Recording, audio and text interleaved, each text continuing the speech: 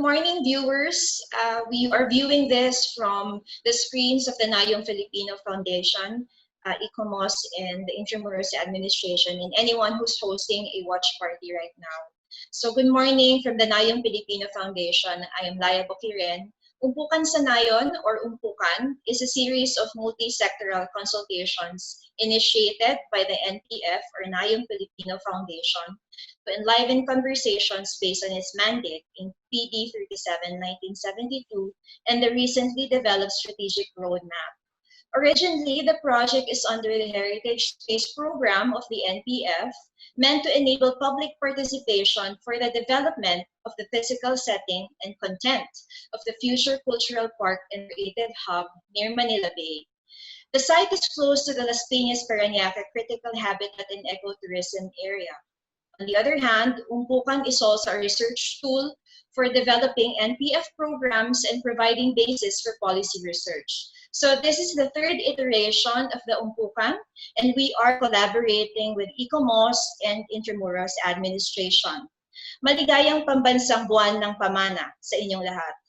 Joining us this morning are thought leaders and esteemed specialists in heritage conservation from various fields, including those working directly with communities and seasoned cultural workers.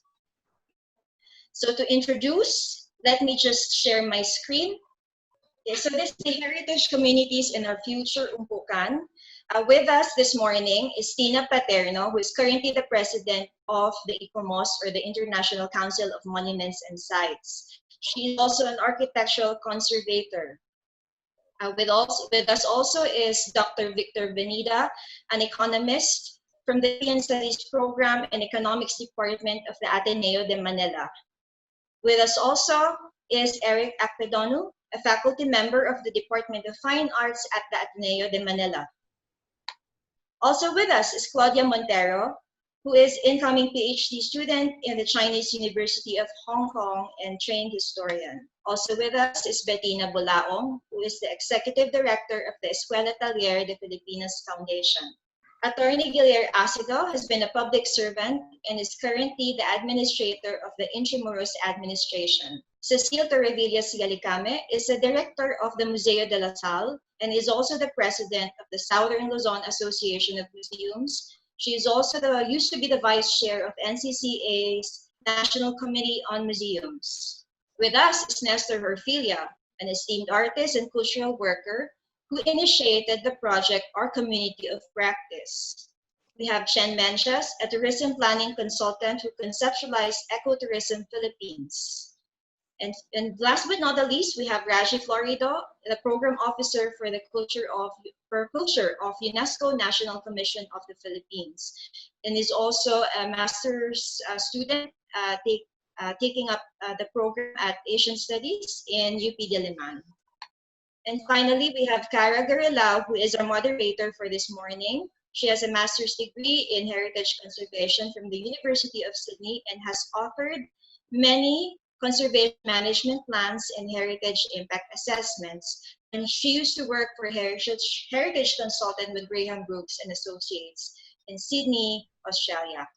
So that's it for the participants and moderator of Umpukan sa Nayon Heritage Communities in Our Future. I'll stop sharing my screen now and I'll turn over the discussion to Ms. Cara Garina.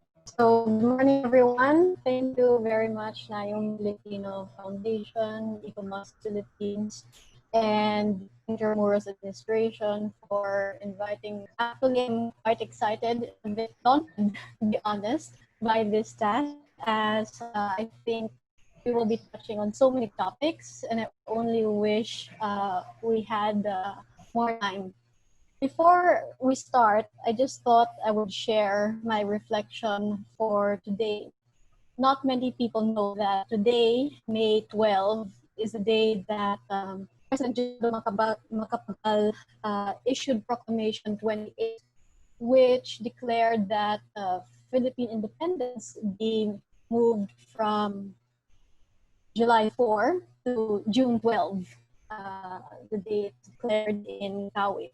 Things that Macapagal stated there was And I will quote, whereas the transcendental importance of the event, meaning the Declaration of Independence, demand that it be observed throughout the land in fitting ceremonies to the end that it will be cherished forever for the hearts of them and posterity, to greater dedication and endeavor for the welfare of the country and the well-being of mankind. There was this active move for us to remember this important event through celebration. I've been doing a lot of work in Kawit, and I've really seen how Independence Day celebrations have really changed over the decades, and how its meaning, June 12, has also evolved over the last few decades. We associate it quite a bit with sometimes long weekends, holiday economics, and I wonder if Makapagal ever thought that this would happen. So COVID-19, I think, is an opportunity for the heritage industry really to come together and to really think about what we are doing and the purpose of conservation within the Philippine context. Uh, there are a lot of challenges that the country will be facing, and I think that the question of our relevance, are we relevant moving forward in the face of a health crisis, an economic crisis, is something that we should be discussing. So what we mean by communities, what role do we want to play in the future, how are we going to be relevant? I think we will not be able to find all the answers to these really heavy questions. But I'm really excited to listen to everyone's perspective and to see how we can push the conservation practice. So the discussion will be divided into two parts. The first, I just want to check up on everyone. Thank you so much, Chen, Raji, Ina, Victor, Claudia, Cecil, Tina, Eric, Nestor, and Attorney Gillier for joining us. And the second part will be more of the discussion. So I would really love to hear more from each and every one of you. So without further ado, maybe we can start with one of our hosts, Attorney Gillier. How are things? How has the COVID pandemic impacted the workers in IA? And how has traditional knowledge systems helped, if at all, your community cope with this pandemic? Oh, Attorney, your mic. I think we're having some technical difficulties with Attorney Gillier. Maybe we go to our other host, our other organizer for today, ICOMOS Philippines. Tina, I'm sure, I know that ICOMOS had a meeting. And how are the members of the organization dealing with this pandemic? What has been the impact so far? It was different across different disciplines. I think the archaeologists and the tourism sector folks were the hardest hit. Archaeology, because their work is so site specific, and also in education, they had to cancel that because it's very site specific. The architects were still chugging on, in part because they did a lot of digital documentation, and the extent of their design work depended on how well they documented their site. This is true also for the planners.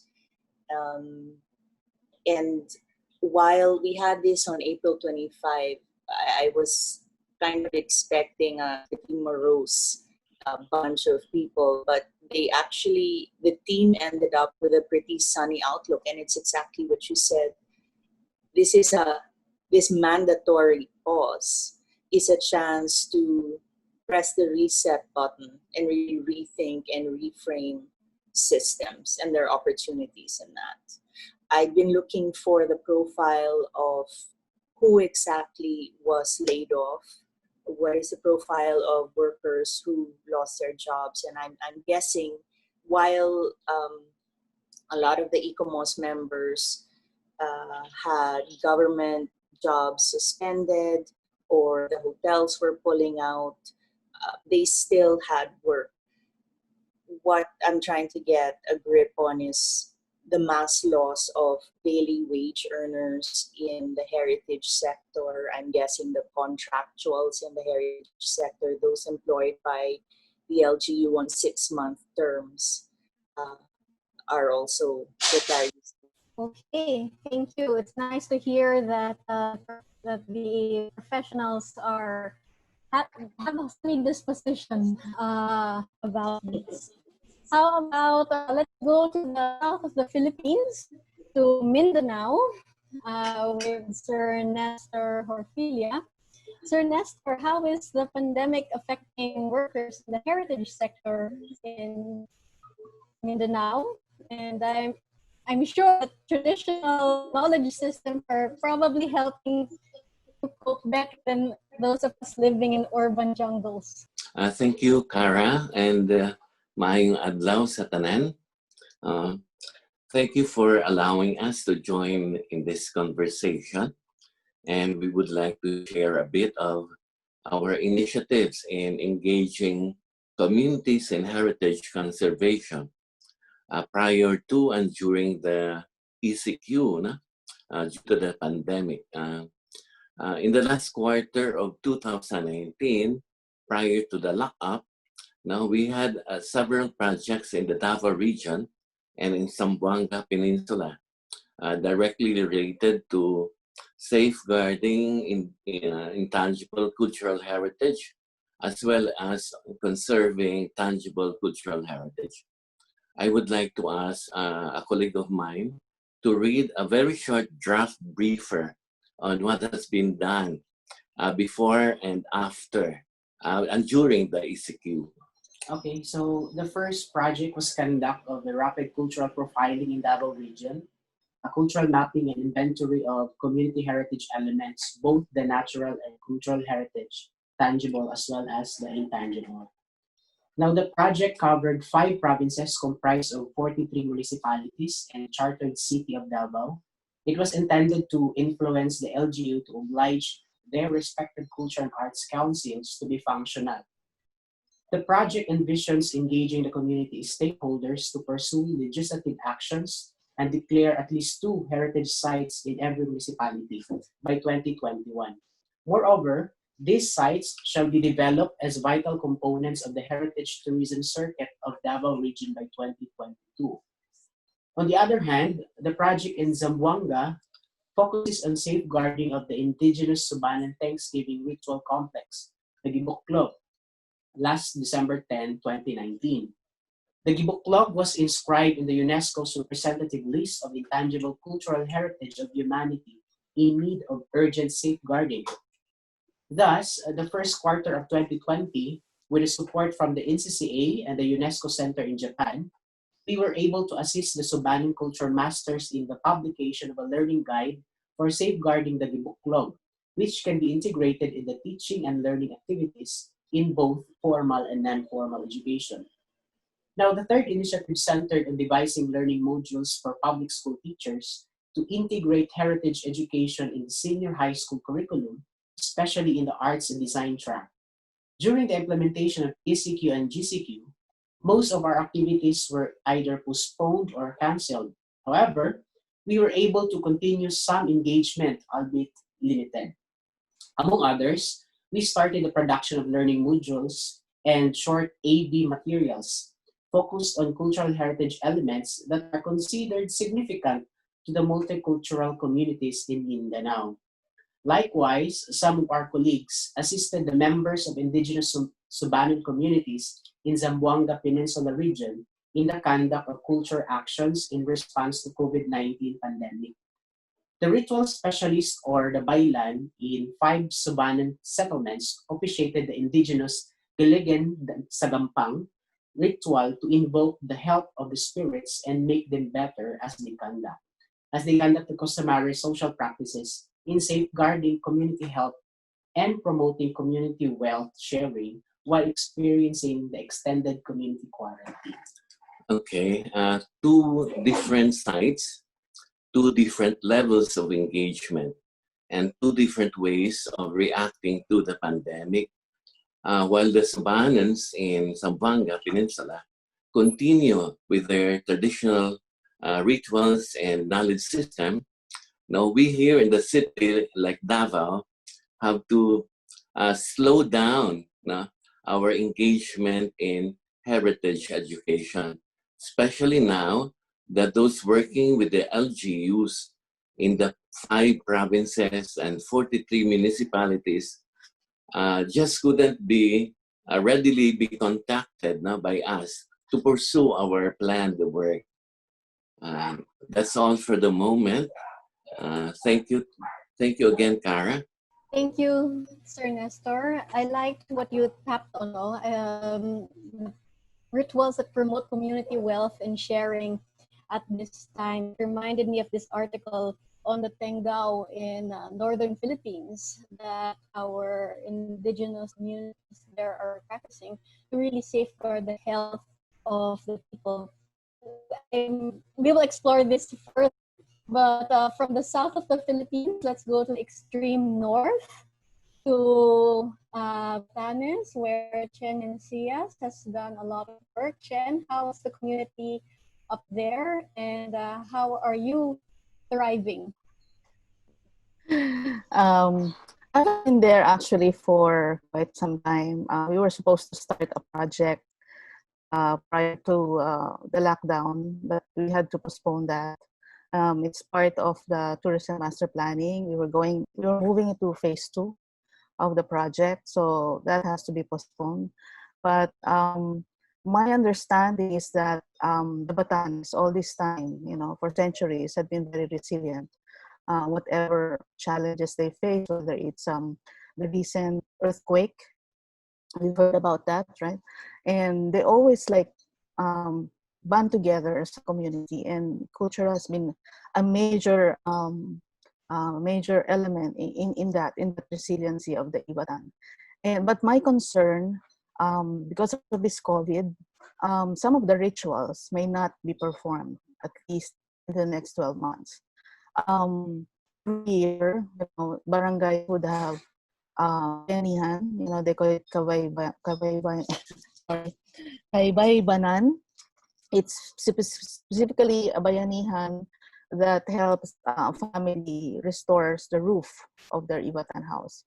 And almost 100 people, almost the entire community or members of the barangay would take part in restoring the roof. So they have certain schedules. They already planned for that. They already assessed which house will come next. And so that will be adapted. That will have to be rescheduled. But the timing of these rituals, these events, community events, is also sync with the harvesting of the materials that they need for the roof. I don't know how that could be harmonized again with regards to the schedule of nature, because the community is in sync with that. But now, because of the pause, maybe they really have to think about how they are going to restore this sense of community, because with social distancing, you can possibly have groups of people converging together, shoulder to shoulder, restoring roofs or houses. So that's the main concern, because I've been involved in some of these events, and these are high value community rituals that very few tourists have seen. So that's my concern. But going into the bigger picture, because I'm a tourism planner, my insight is this. Well, we look at heritage two ways, like we have natural and cultural heritage, right? My observation with regards to natural cultural heritage conservation is that we would have less people protecting them, because like Tina said, many of these people have contracts for 6 months and they may not be renewed because of less financial resources. The resources of the government has been stretched, too stretched, that's in fact money will have to go to health primarily and food, but not into protecting forests or coral reefs and stuff. More so protecting heritage. Pre-COVID, the community are already facing losing their heritage, dilution of culture, stoppage of rituals and all that. So with poverty, because we have less money now, family income diminished, savings are depleted, we will have to face poverty. And when you have poverty, there's financial vulnerability. When there's financial vulnerability, it's like a domino. When you have financial vulnerability, heritage is also vulnerable, because now value, because we associate different types of value to heritage, right? But now, because of poverty, most people, those who are on the ground in the rural areas where most of this heritage are intact, will most probably primarily equate heritage with money, monetary value. So we may be facing a big challenge as heritage conservationists, because if we are working so hard pre-COVID, we will be working twice as hard after COVID, because we will have to convince them that not to sell their family heirloom, their house, their old house, their antiques. They have to exchange that for food. They have to raise money. Primarily, they have to survive. They have to feed their stomachs first.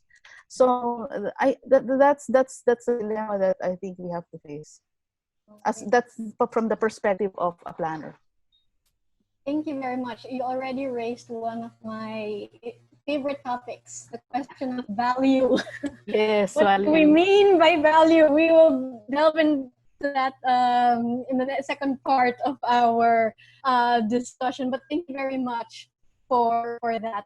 Ma'am Cecil in Cavite, and hello, in Cara. Mateo, how are you? How are you? Can you hear me well?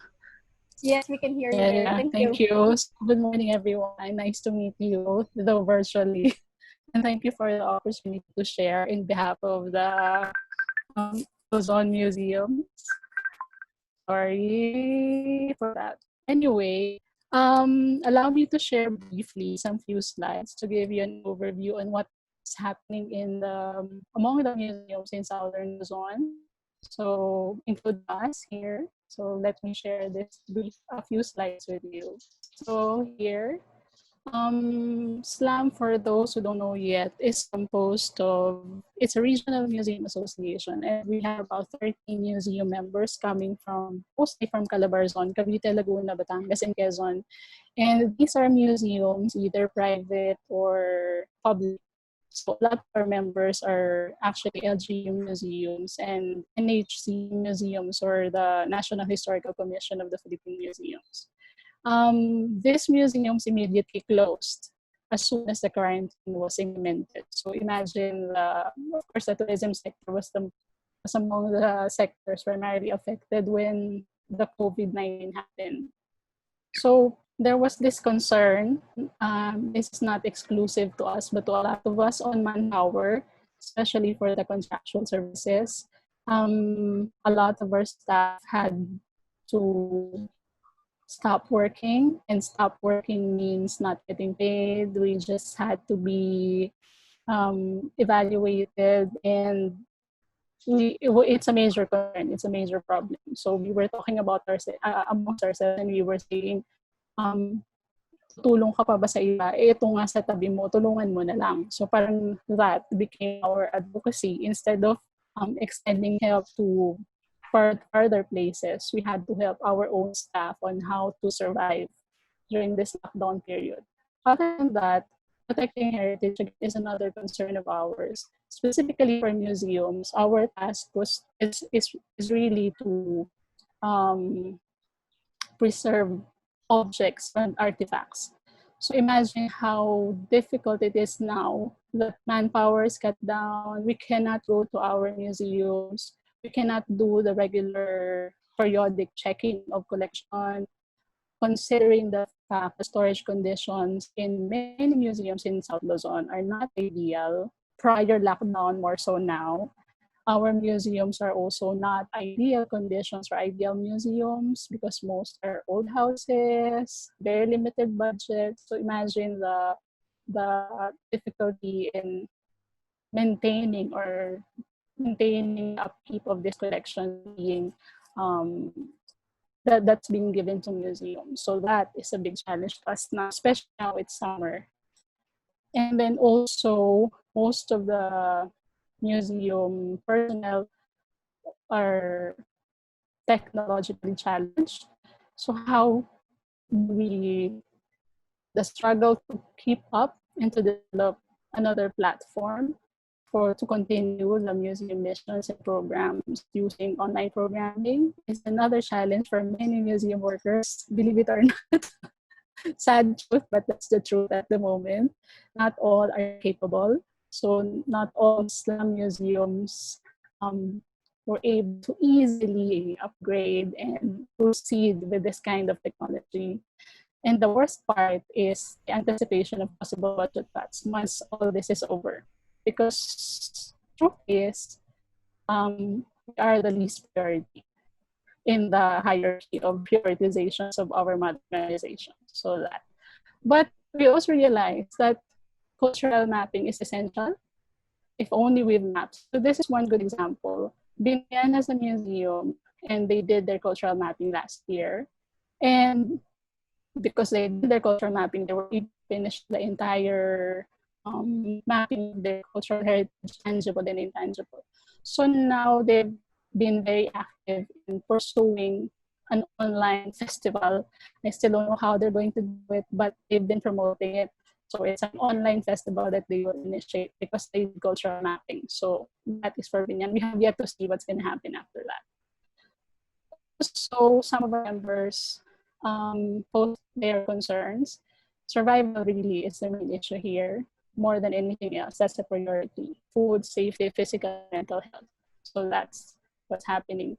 Some people from Rizal, some of our members also noted that a lot of their kababayan, especially those from the upland, have been going back to the traditions of doing farming, digging root crops for sustenance. And our members from Batangas City, specifically very religious people, still believe that it's their religiosity that's keeping them um, composed, keeping them together at this time of the crisis. There's also this realization, especially those from Cavite, very near Manila, a bedroom city, that open spaces are necessary for many purposes, urban planning, urban gardening, to breathe at least. So those are the realizations that's happened because of the pandemic. So that's about it for SLAM. Thank you. Thank you very much. Very interesting. A return to farming. That's also what I'm doing right now in the urban setting. Right. But you also raised the important issue of physical, emotional, and mental health during this crisis, which ICOM actually came up with an article on, but we can explore that further later. Thank you very much. Thank you, Cara. Moving on to Tina Bolao, who is really at the forefront of this in terms of conservation work. We work with a lot of people. And how are you guys doing? Hi, good morning to everyone. Well, as you can imagine, like many sectors, a lot of people are losing their jobs. And in fact, in the experience of Escuetalier, many of our graduates, I could probably count more than 30, have actually lost income because of the stoppage of projects, like for example, our projects in Pampanga, in Malate Church, are at a pause right now. So as you can imagine, no work, no pay is the norm for our graduates. And that's also for us, for Escuetalier as a foundation. with this pandemic, we can expect that budgets and even for public and private sector initiatives will also shift. As mentioned earlier, this shift will be towards healthcare, etc. So less priority will be given to training school like Escuela Atelier. And while we remain to be reliant on government funding, we are also vulnerable, and that affects our ability or our capacity to train and even to implement our learn by doing projects.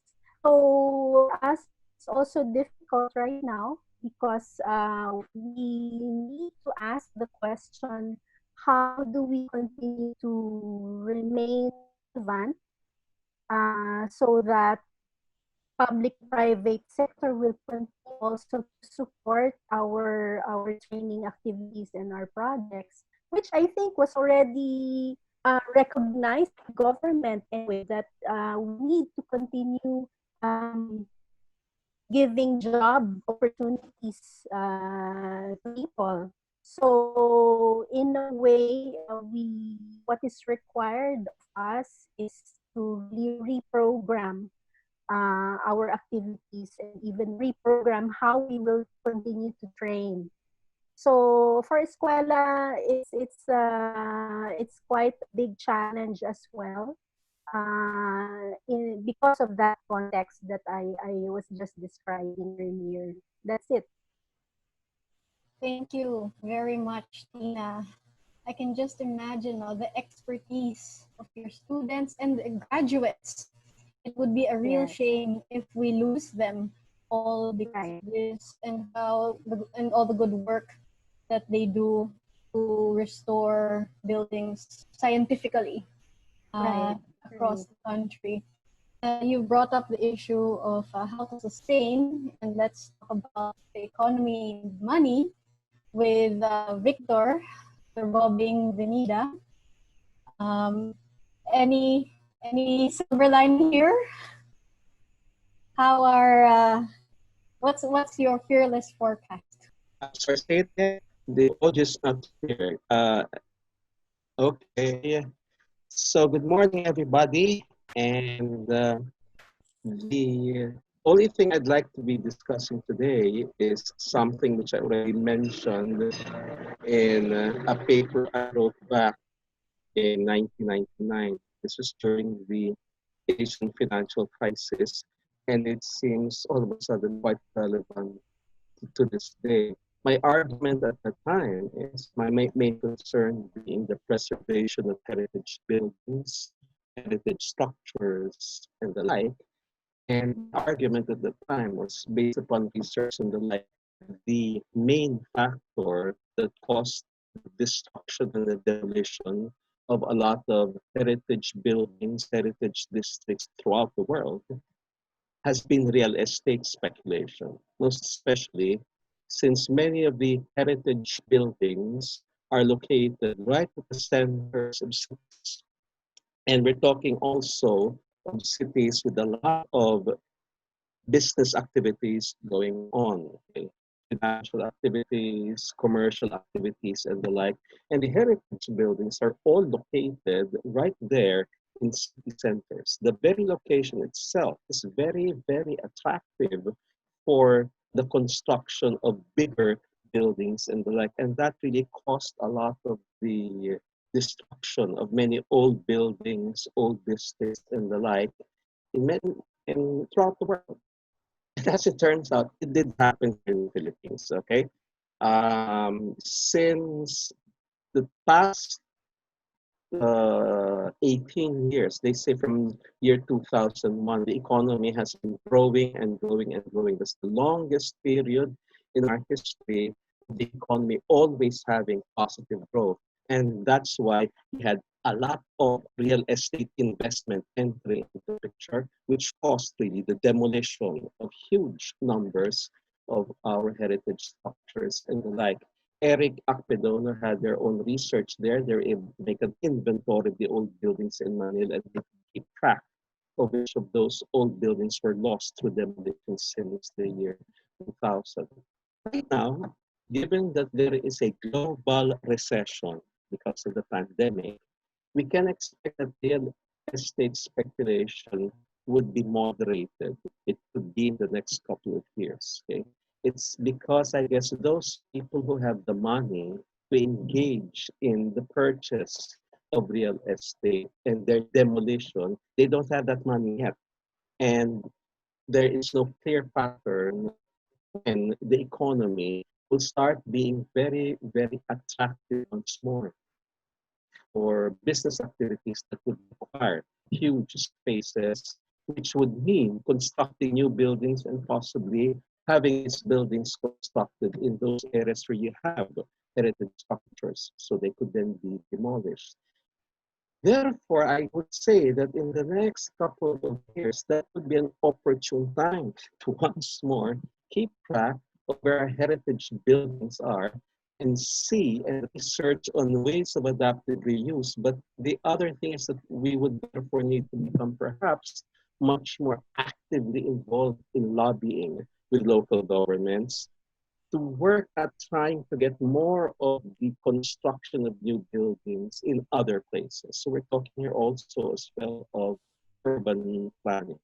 And part of the urban plan here you see is that they need to provide for spaces for the construction of infrastructure like electric power lines, water lines, telecom lines, sewer lines, and the like that can have very real physical implications on heritage buildings, heritage structures, and the like. So this is what I could see happening as the effect of the current pandemic. It means that we can still keep some of those buildings. It's an opportunity right now to see what can be done in terms of the adaptive reuse of these buildings and in terms of convincing LGUs to work out their urban plans so that new developments can be located somewhere else and these heritage districts preserved. Okay, so more or less that would be it. Okay. Thank you very much. Thank you very much. You brought up a very good point. Although we're all locked down here, and it is a very difficult time for many of us who are working in heritage industry and allied industries, it's also buying time for our resources. To talk more about it, maybe Eric Apedono, you would like to share your insights on this. You have done extensive mapping of Manila and in Bohol. How is it for you? Well, I would like, first of all, to confirm what Bobing just told us, that indeed there's a massive speculation ongoing, which may now have to slow down a bit, hopefully a little bit longer. It is indeed true, we did do a very intensive survey of heritage structures in Bohol, but more importantly in Metro Manila, from 2008 until, well, pretty much the present, because it never really ends. But basically in the years from 2008 to 2012, we recorded a total of about 3,400 historic buildings throughout Metro Manila. And there was also a similar, well, not similar, there was another study done in 2002 by Mia Kimpo, which concentrated on certain districts of Manila. And we got hold of this study, we built upon it, and it gave us the chance to actually see how much has been lost in the time from 2000, when Mia did her photo documentation, and 2008 when we started our extensive survey, which also included documentation, photographs, interviews, and the likes. Just to give you an idea, to illustrate what Boeing just said, in those 8 years, only 8 years, alone in Quiapo, 27% of buildings were lost, of historic buildings. In districts like San Nicolas, about 10%, also in Santa Ana. And we are talking only about an 8-year period. The economy has been booming after 2008, pretty much until today. And those figures probably you can easily add another 50% to them in each district by now. So the loss caused by speculation, caused by redevelopment, is indeed breathtaking. And it seems to be accelerating rather than slowing down. So in that regard, indeed, the current slowdown may be a little window of opportunity, a breathing space to perhaps now get our foot down before there's nothing left to do. So far about that. Kara? Okay, thank you very much, Eric. We'll explore this idea in the second part of our discussion. Moving on to Claudia, as a historian and a Filipino intellectual abroad, how has this pandemic impacted your community, and how has traditional indigenous systems or knowledge helped you or your community cope, if at all? Thank you very much, Kara, and I want to say good morning to everybody. So, and also would like to thank the Nayong Pilipino Foundation for inviting me to be part of this dialogue. So, to be honest, getting used to this kind of virtual setup sometimes makes me forget that I'm not in Manila, or really. So, yeah. So, the COVID-19 pandemic paralyzed many sectors. So, it limited our mobility, which consequently impeded our access to culture generally. We were left with empty heritage sites. We canceled many cultural events. School and office closures, suspended site works, and so on. So this is not isolated in the Philippines alone. Everybody in the world experiences this. So in short, the cultural workforce were immobilized, in which some are unable to make ends meet. Sorry.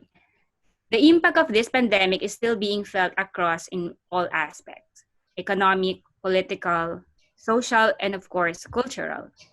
So let me reiterate what Chen said a while ago. This pandemic directly affected our fundamental right to access culture, and following that, the vulnerability and the financial shocks and the issue of social rights of creative professionals, artists, and everyone who depend on culture for living. It also should be pointed out that special attention should be given to our IT, our local artisans, freelancers, our daily wage earners, the project-based, and our contractual workforce, who regrettably are not beneficiaries of most social benefits offered by a regular employer. So these unfolding COVID crisis risk magnifies the vulnerability and the inequalities present among the cultural sector. So for the time being, various sectors of the government, along with the non-government, the civil society organizations, and the private institutions are monitoring the impact and is trying their best to somehow assess the scale of the COVID-19 disruption to our culture, arts, and heritage sector.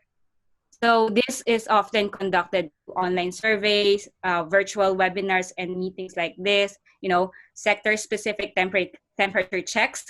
But some aspects of our culture and heritage sectors can be quantified, while other facets are really hard to gauge. So thinking of that, the question now is, how can we think of an appropriate and holistic response that is inclusive and fair without compromising the other relevant or important facets of culture? So in short, as things stand now, the apparent issues brought by this COVID-19 health crisis are primarily related, but not really limited, to three major concerns, as I've observed, because I don't have right now the local context, the Philippine context. So as I've been attending many lectures in the past and listening to what other people said a while ago. So first, it's basically the loss of revenue, be it for tourism industry, the arts and trade industry, ongoing conservation site works had been halted, and the performing sector, of course. And it really, affected their financial capability and their financials. So second, the social security of the cultural workforce. So of course, it's really common to us that people are earning. Sometimes it's based on their project. Sometimes it's based on the day-to-day basis. So it really something that alarms us. So we should do something about it. And lastly, the continuity of cultural heritage work. How do we keep it going anyway? So 8 weeks since the initial pronouncement of the community quarantine in the Philippines, we have witnessed numerous responses from different sectors. Most of them successfully managed to migrate into a virtual online space. For instance, yeah, like I mentioned a while ago, these webinars and online lectures and the free streaming of films and performances, online concerts, and so on. However, it is also important to keep in mind that not all who belong in the cultural or the arts sector can continue to convert their work online. So in fact, not everyone have the means to connect in the internet. So take for instance, the technical workers and the specially skilled artisans, they needed to be present on the site. They needed to, produce something. So how are we going to support them? So I think those are the major key points that I've observed in the past, and, getting news, getting many news from the different parts of the world. Of course, I think this is not our problem alone. It's the problem of the world. And of course, we need to do something, and we need to think of something long-term, something holistic, and at the same time fair for the cultural producers. I think that would be my take on how the COVID-19 impacted our heritage. Thank you. Thank you, Claudia. This is really a problem that we cannot solve alone. We need to get models and study examples, not just in the region, but also internationally. And maybe UNESCO National Commission has some ideas on how we could possibly move forward. Raji, your thoughts? Yes, Ms. Kara. Thank you very much. As I listened to the thoughts and also the insights of co-research speakers, I think they also reflect what UNESCO is doing and what UNESCO has taught or has collected over all its consultations. So I will be sharing with you. I prepared a short presentation which actually summarized or somehow summarized all the discussions as well that you've been discussed. Because as we all know, these experiences are not unique in the Philippines, as Ms. Claudia already said. But just to have like to give figures as well on how the cultural landscape in at the global level is being affected, and I'll be presenting to you this presentation. So there, from all the experiences and all the insights at the local level, we can say that we're actually experiencing a cultural emergency, according to Assistant Director General for Culture, Ernesto Otone Ramirez. Because at this moment, 89% of all World Heritage properties are partially or totally closed. Museums and other cultural institutions, as what our previous speaker has shared with us, are losing millions in revenue each day. Artists all around the world are unable to make ends meet. And even the confinement measures due to the pandemic have interrupted living heritage practices and expressions, and have curbed populations' access to cultural heritage, as what the Ivetanos have experienced. And somehow at the Davao region, but it's a different case for the Subanen. The repercussions of the restrictions are also major for the intangible cultural heritage, which with the festivals and cultural events being canceled or postponed. So like in the experience of the Subanens, for example, in Japan, they would not conduct the Yamahoko float procession in Kyoto, which is being conducted since the 9th century. So just because of the COVID pandemic, they will not conduct this festival. Also in Zambia, which they also canceled all their festivals, which are connected in the rivers and with the nature and celebrating the harvest. The harvest.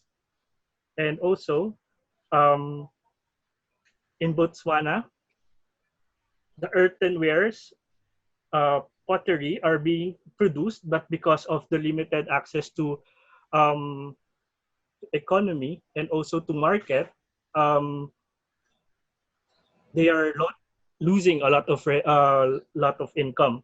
So as Ms. Claudia already mentioned, the impact is social, economic, and political, and it really affects the fundamental right to access to culture and the social rights of artists and creative professionals and the protection of diversity of cultural expressions. However, it also accelerated the digitization and online consumption of cultural content, creating new and unprecedented challenges for the diversity of cultural expression. So, as we've mentioned, um, one of the speakers mentioned that they're having problems in terms of how to convert their trainings online and how to make it more accessible to the general public. The and if the private and the public sector will still sponsor or give or will still support them. To answer the second question, which is how are indigenous knowledge systems and or knowledge systems and practices enabling communities to cope with the pandemic, or what is the role of culture in community resilience? So we know that at this point that people really need culture, and it makes us resilient and give us hope because of, you all know, so a lot of movies and theater productions are being streamed online, and it makes us sane. But at the same time, because it reminds us that we are not alone, that we are part of the community. But we also have to remind ourselves that major crises throughout history have often given rise to renaissance of culture and an explosion of new forms of creativity so vital for human progress. So if you've seen the meme or the information that, for example, that Leonardo da Vinci has explored this kind of, we're able to find out the the solutions for particular um, problems and even create and be productive artistically, then actually we are doing it as well. And so living heritage can be a source of resilience in such difficult circumstances as people continue to draw inspiration, joy, and solidarity in practicing their cultures. So living heritage with its wide array of local knowledge on sustainable use of resources is providing new ways to enhance and sustain livelihood in times of crisis, as it is dynamic in nature and has the capacity to adapt and evolve. Like, for example, in Palau, they are promoting local businesses in tree planting and fisheries for conservation and as advised by the elders of the community.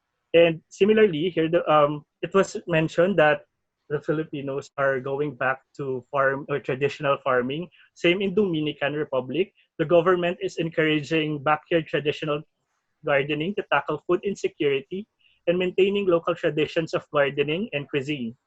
In Colombia, Costa Rica, and Jamaica, there has been a resurgence in interest in traditional recipes using local ingredients.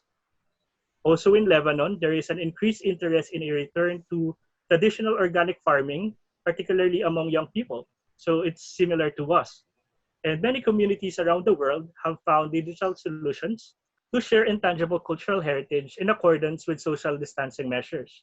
Like, for example, in Czech Republic as well, they organized the Prague Spring Festival to be celebrated in virtual form. And there are also a lot of elements of intangible cultural heritage which are being adapted in the context of the pandemic to support the public health responses. Like, for example, in Sri Lanka, they utilized their traditional strong puppet drama to tell stories of confinement and social distancing. Similarly, in Laos, the Traditional Arts and Ethnology Center reports that effigies are appearing in the countrysides, hanging the fences of homes to protect against COVID-19 and as a sign of confinement.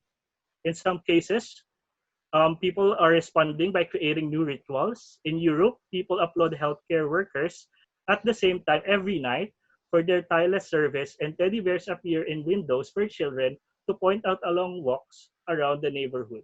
So in here we can see that what we are experiencing now has its negative, and we experience, of course, a lot of challenges, but at the same time it opens us a lot of possibilities.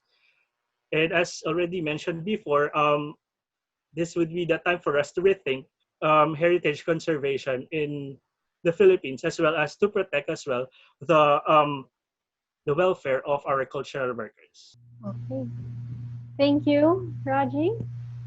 And before we move on to our next segment, may I ask Attorney Gillier to share how the community in Intramuros is affected and dealing with this pandemic.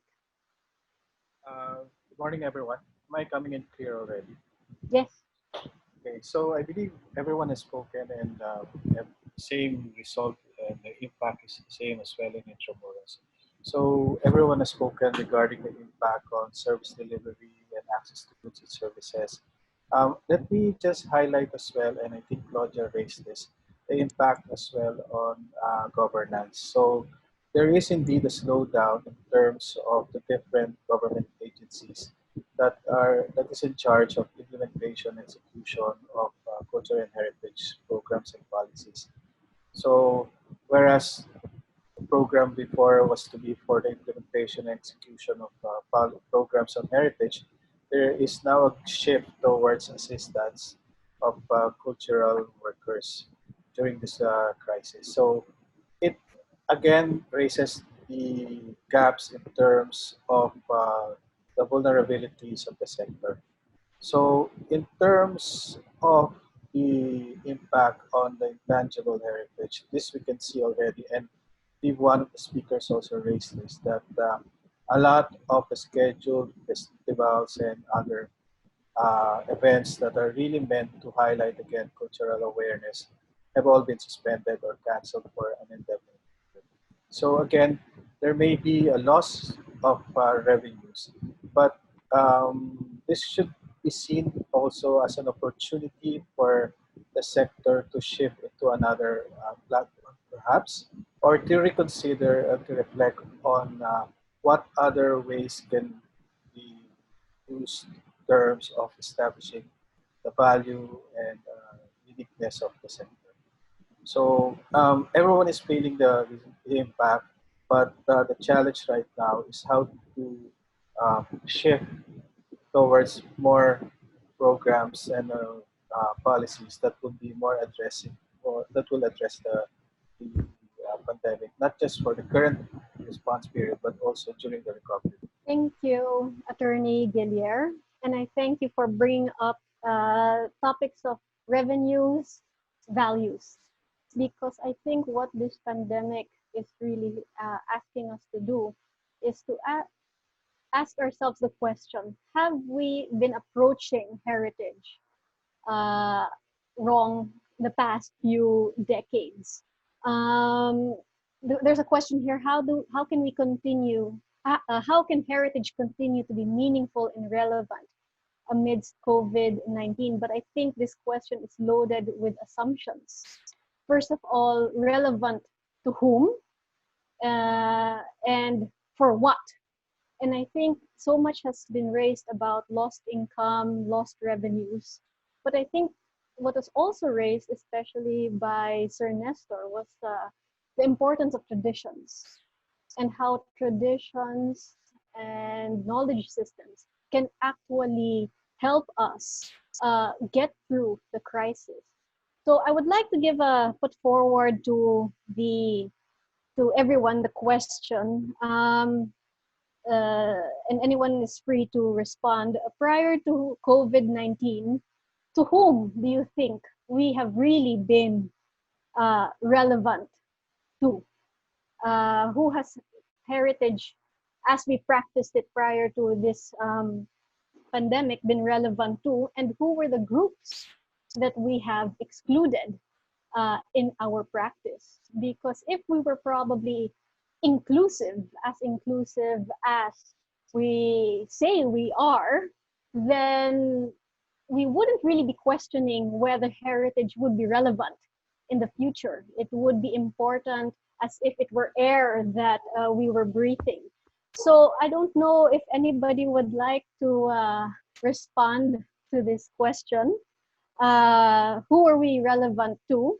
and who are we really perhaps excluding, and what were our reasons for excluding them in the heritage discourse or practice. Maybe any, Sarah, yes, Sarah, can I offer to be the first yes, to answer please, this yes. question? Well, of course, I'm speaking in the context of Escuela Taller. And for us, we have been trying to be as inclusive as possible. And in our mindset, it has been the youth all along who, as our beneficiaries of our program, is the first and foremost, or in other words, they are at the heart of our training program, because we believe that the youth has to own this heritage that we're trying to protect. Secondly, our audience has also been the community, because again, our mindset also is that conservation is really community based, which I'm sure everybody in this group and all other people out there who's watching this would agree that it is community based. Of course, this is also a challenge. How do we involve the community in all our endeavors? So to me, it's really the youth and the community who are at the heart of heritage conservation. So that's it. That's all I wanted to say. Cara, can I contribute to that? In relation to what Tina just said, it's community-based. I agree totally, 100%. Now more than ever, we need to make heritage conservation more practical. I just want to share my slides because it answers some parts that we've discussed before, but it will emphasize the practicality of heritage conservation. Our lockdown has actually brought us or forced us to go back to the usual way of doing things. Like people are now cooking in their homes using their family recipes, cooking, learning. Hold on.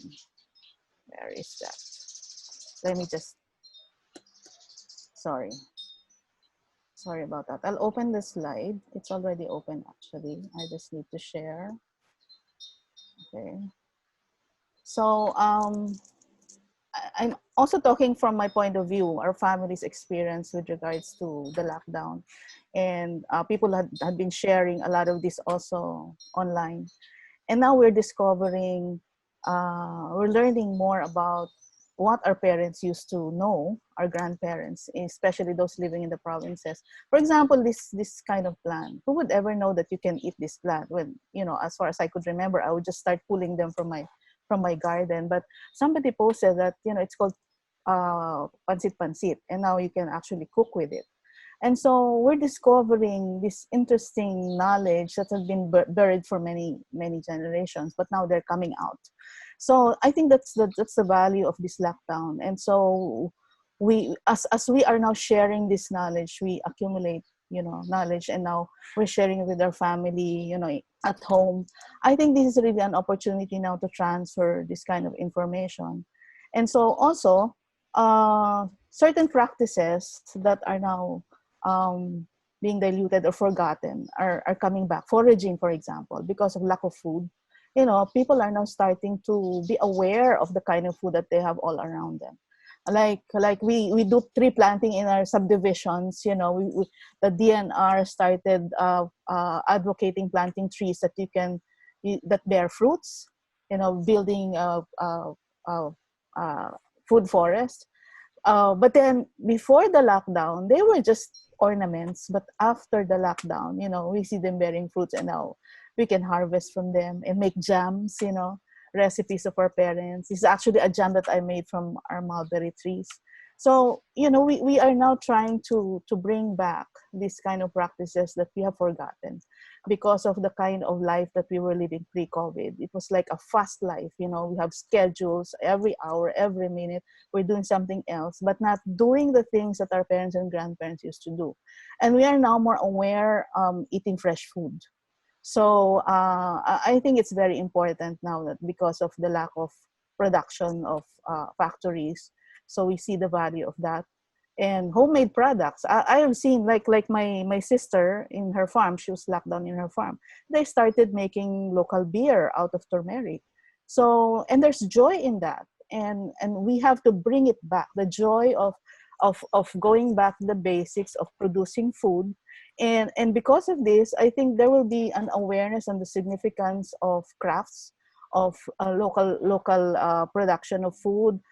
We will now be giving importance to the products of local producers and artisans. Because I think eventually, being a tourism planner, eventually when we have our shots, when we have the vaccine, we will somehow, to a certain extent, go back to traveling. And the gap between then and now is an opportunity for us to give focus on what the people in the rural areas, in the barangay level, in the sitios, have in store or have accumulated over these years that we have not given importance. We have to focus now more on decentralized regenerative agriculture. And this knowledge actually that are coming back will make us more resilient as human beings.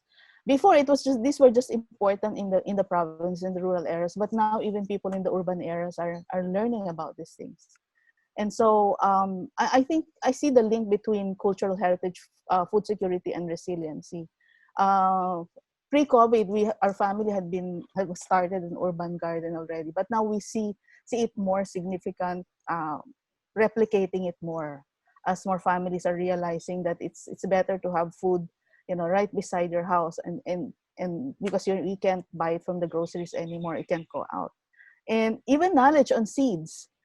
Before, kids don't even know what a papaya tree is or how does a nara seed look like. But now, because of sharing online of these things, people posting, there's like a sense of discovery all of a sudden. And I think that will help us cope with this pandemic and bring about a transition where we will have more awareness that we can sustain. We need to sustain actually. Now, as to your question regarding meaning, okay. I think that because of this knowledge that we have accumulated during lockdown, heritage conservation has to be practical to those people, especially those who have been affected. Those who are always or most of the time left out of the value chain. I deal so much with tourism value chain in all the places that I have been engaged in doing plans or helping communities come up with tourism plans. The value chain is always lopsided. Even in Batanes, the value chain is lopsided. The communities, the barangays where the most amount or volume of heritage are found are left out. They're not earning from heritage. I think this is the time that we need to make that happen once and for all. So we can say that heritage conservation is totally inclusive. Make it practical and make heritage be connected to the owners of those heritage. We cannot have like experts, academe, just talking about heritage of people in Batanes or Mindanao or any community, but let the people in those places talk about their own heritage. I think this is a golden opportunity to do that because we are online. We just need to make sure that this technology reach the people in the community. So that's my bit of thank you. contribution. Thank you very much, Chen and Tina, for bringing up community, because for me, it's really, how do we define community? Are these geographic communities? Are these communities of people who share ideas, like we are, all of us here who are into heritage, we're the quote-unquote converted? Are we a community of interest?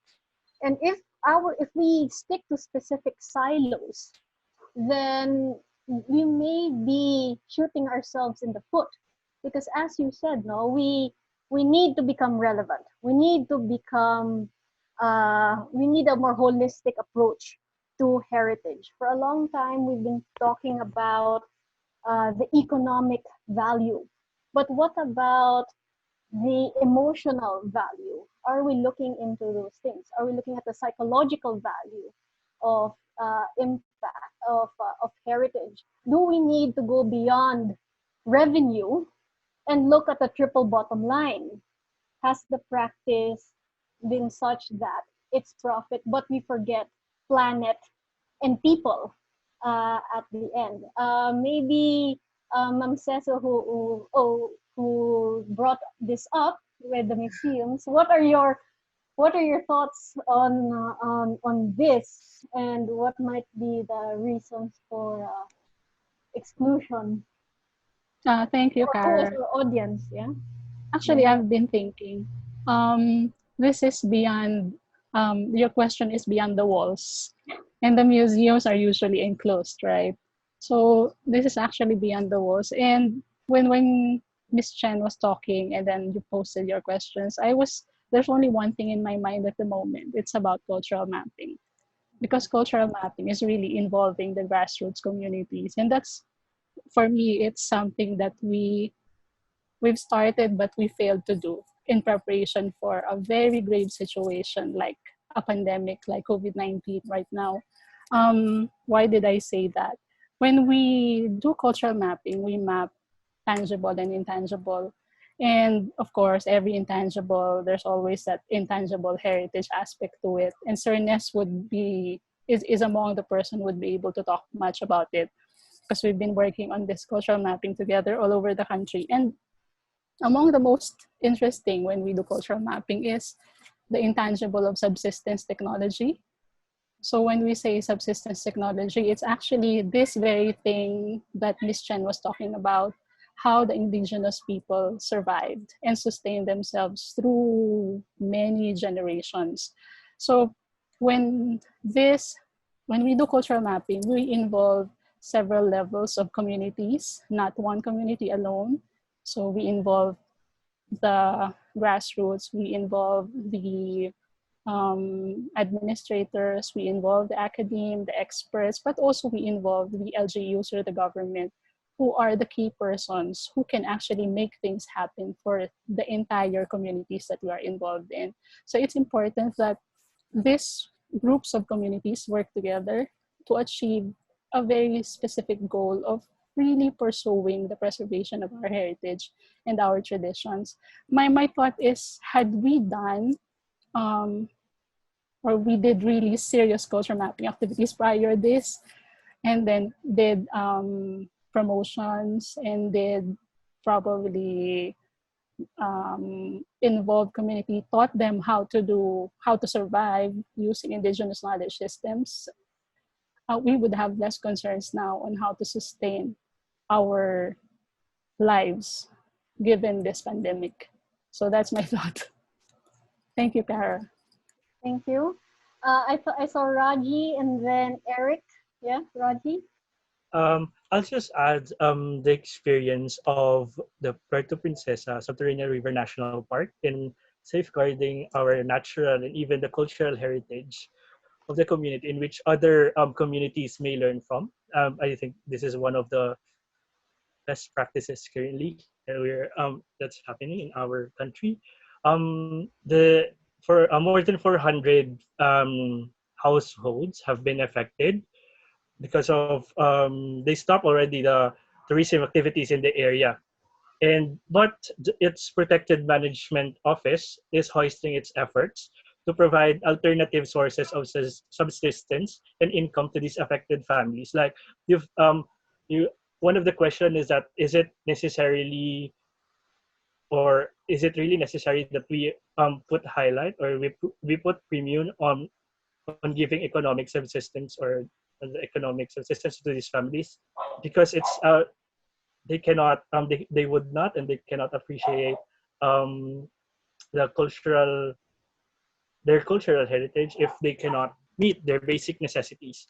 So what they did is that they re-strategized their ongoing projects. So like they have this Yamang Bukid, which is their project since 2016, and then they distribute Yamang Bukid is it's a sustainable farming project, and then the excess of of the produce are being shared to the communities, and then to the communities who are mostly affected by the COVID pandemic. So perhaps also for other organizations, they can also do this if they have already ongoing projects to re-strategize it, and so that it can also address the needs of the stakeholders that are being affected at the local community. Okay, thank you. Eric, you wanted to say something? Eric, then Claudia, then Chen. Eric, you're on mute. Please unmute your microphone. Okay, can you hear me? Yes, we can hear you. Okay, I'd just like to share some personal observations that I have made, anecdotal, in the past 14 years that I've been around.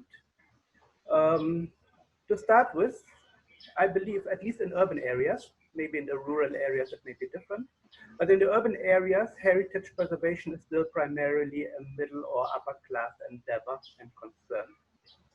And I would like to illustrate that by some personal experiences. Take, for example, one I had just a few years ago.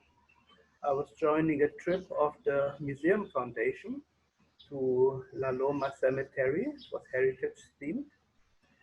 And as I sat on to the meeting point, which of all places was in Forbes Park, looking for the bus, getting into the bus, finding it, and thinking immediately, my God, I must have gotten into the wrong bus. What are all those European tourists doing here? Well, it turns out they were not Europeans, they were actually Filipinos, upper class Filipinos. And I was certainly by far the most dark-skinned among them. So it's still an upper class endeavor, if we like it or not. We haven't been able to engage the working class, the rural folks, into it. Again, I say I can only talk about the urban situation. I may be completely wrong as far as rural areas are concerned. You probably all know Paco Park. You also probably all know, let's say, the parks in central Manila. And for those of you who have been there, you may notice that Paco Park differs from all other parks in Manila in that it is extremely clean, extremely quiet, extremely peaceful. Now, why is that so? Well, Paco Park is one of the few parks in Manila that actually charges an entrance fee. It's a measly 15 pesos, next to nothing, but it basically keeps working class people out. Let me share another observation. When I first came to the Philippines in 2002, I went to many of the museums in central Manila. For example, National Museum of Anthropology, and I found it very, very deserted. I felt I was the only visitor in there. And if you go to the National Museum today, it's a dramatic shift. The museums are full, at least until before the outbreak of COVID. Very well visited, and not only by middle class folks, but also by seemingly ordinary working class people. And why is that so? For the simple reason that the entrance fees have been abandoned. Entrance is free. And it makes a dramatic difference in the number of visitors. Now, in this regard, kudos to the National Museum, to the government for having realized that, making heritage accessible by removing entrance fees, no matter how small they seem to us, involves the masses of the people, which so far we haven't really gotten on board. So this is the first great step, and I think it should be expanded. That's actually all I wanted to say. Thank you. That's a good point. No, thank you, Eric. That was a very good point.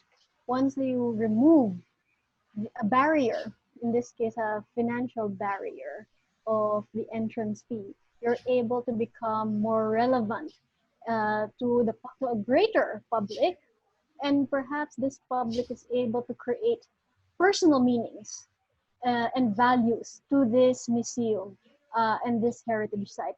Claudia, then Chen. Claudia and Chen, yeah. Okay, so among the many forms of heritage, so I would like to speak about our built heritage. So the practice of heritage conservation in the Philippines is not perfect. We all know that. It has its own highs and lows. So although our country has endeavored to nurture and protect these cultural heritage resources, in some instances, it has fallen short of finding the appropriate solutions to safeguard and to conserve it. So, looking back, let us ask ourselves, what presidents have been so far? Are we taking the right direction? So, on a positive note, the interest in heritage has grown, especially amongst the younger generations, thanks to the power of technology and to the earlier initiatives carried out by various cultural organizations and heritage organizations. So it made sure an impact in the field of heritage conservation.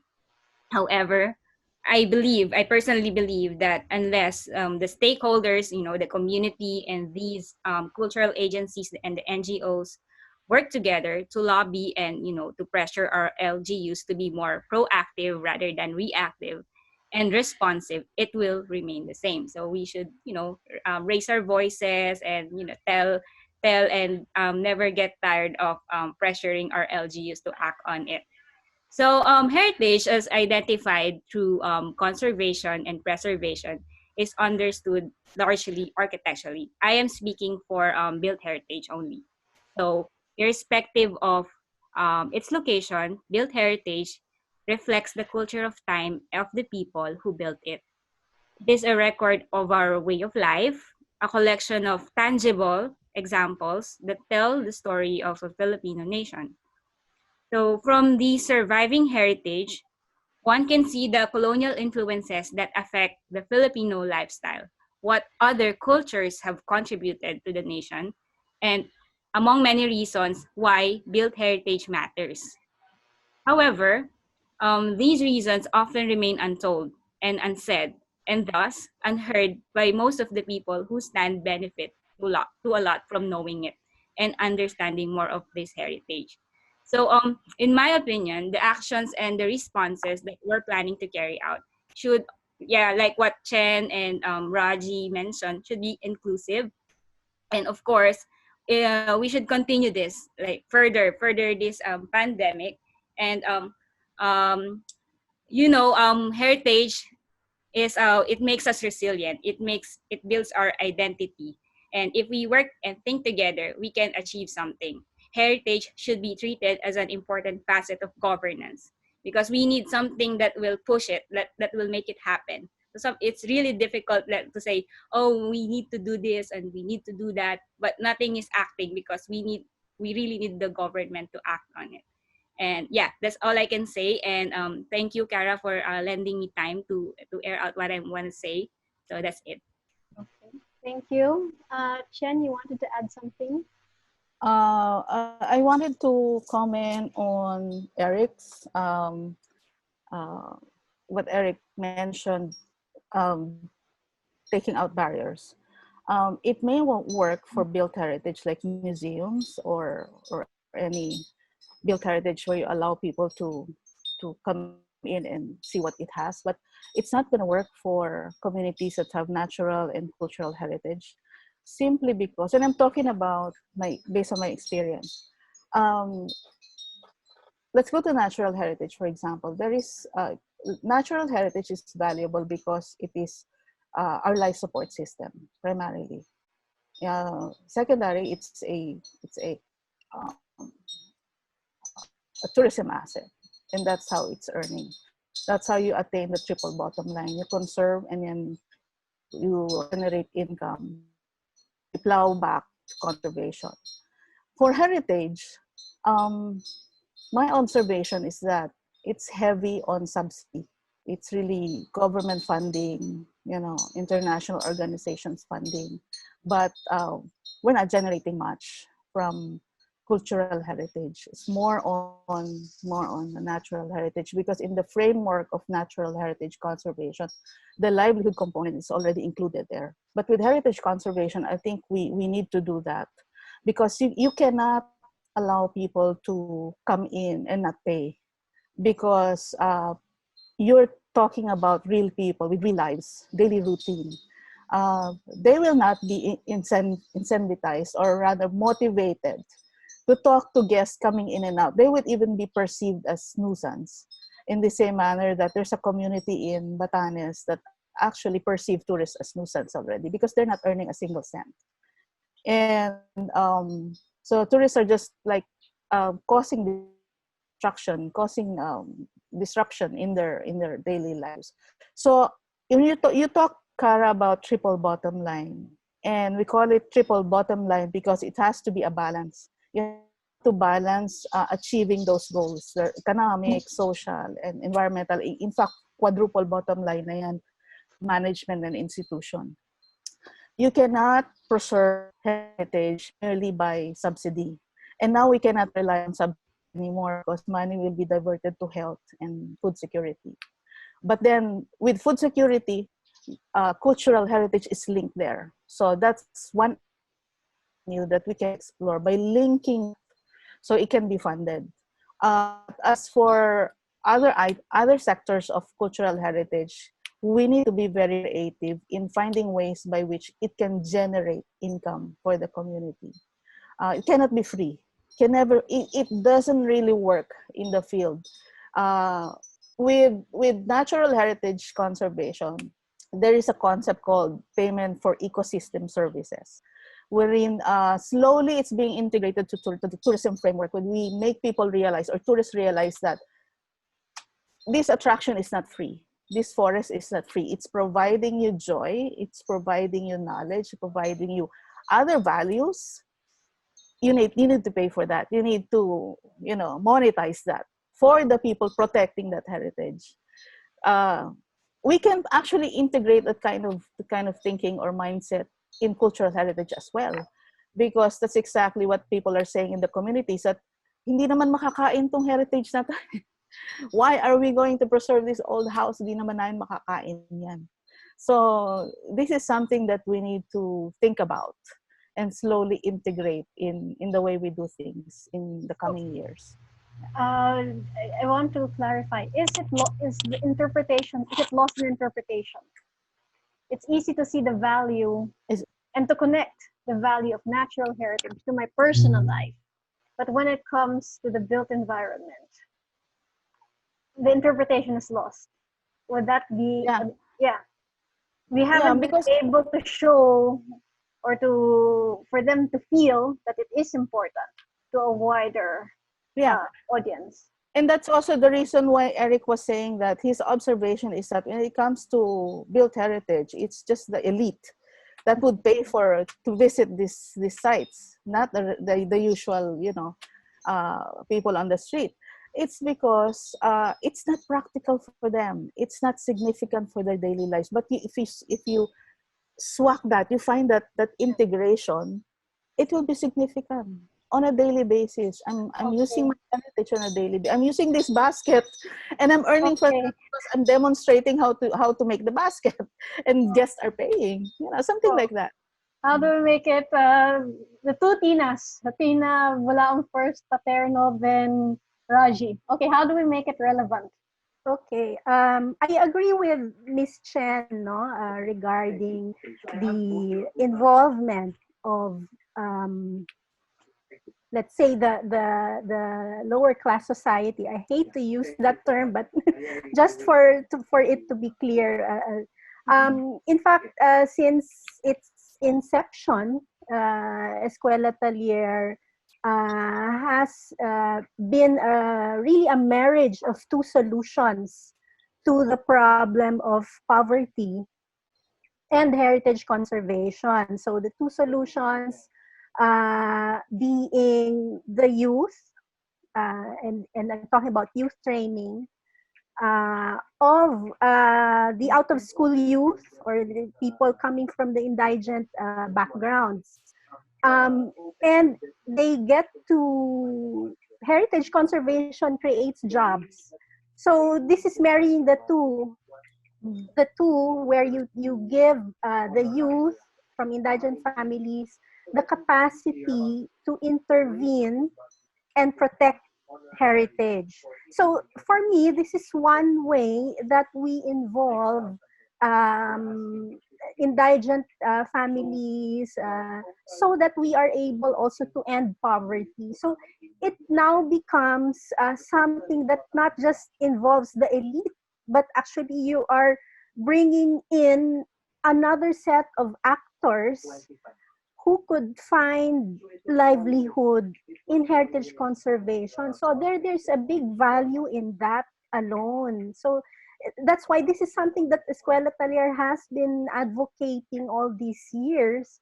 And in advocating that, we really think that there has to be a continuance in this kind of direction.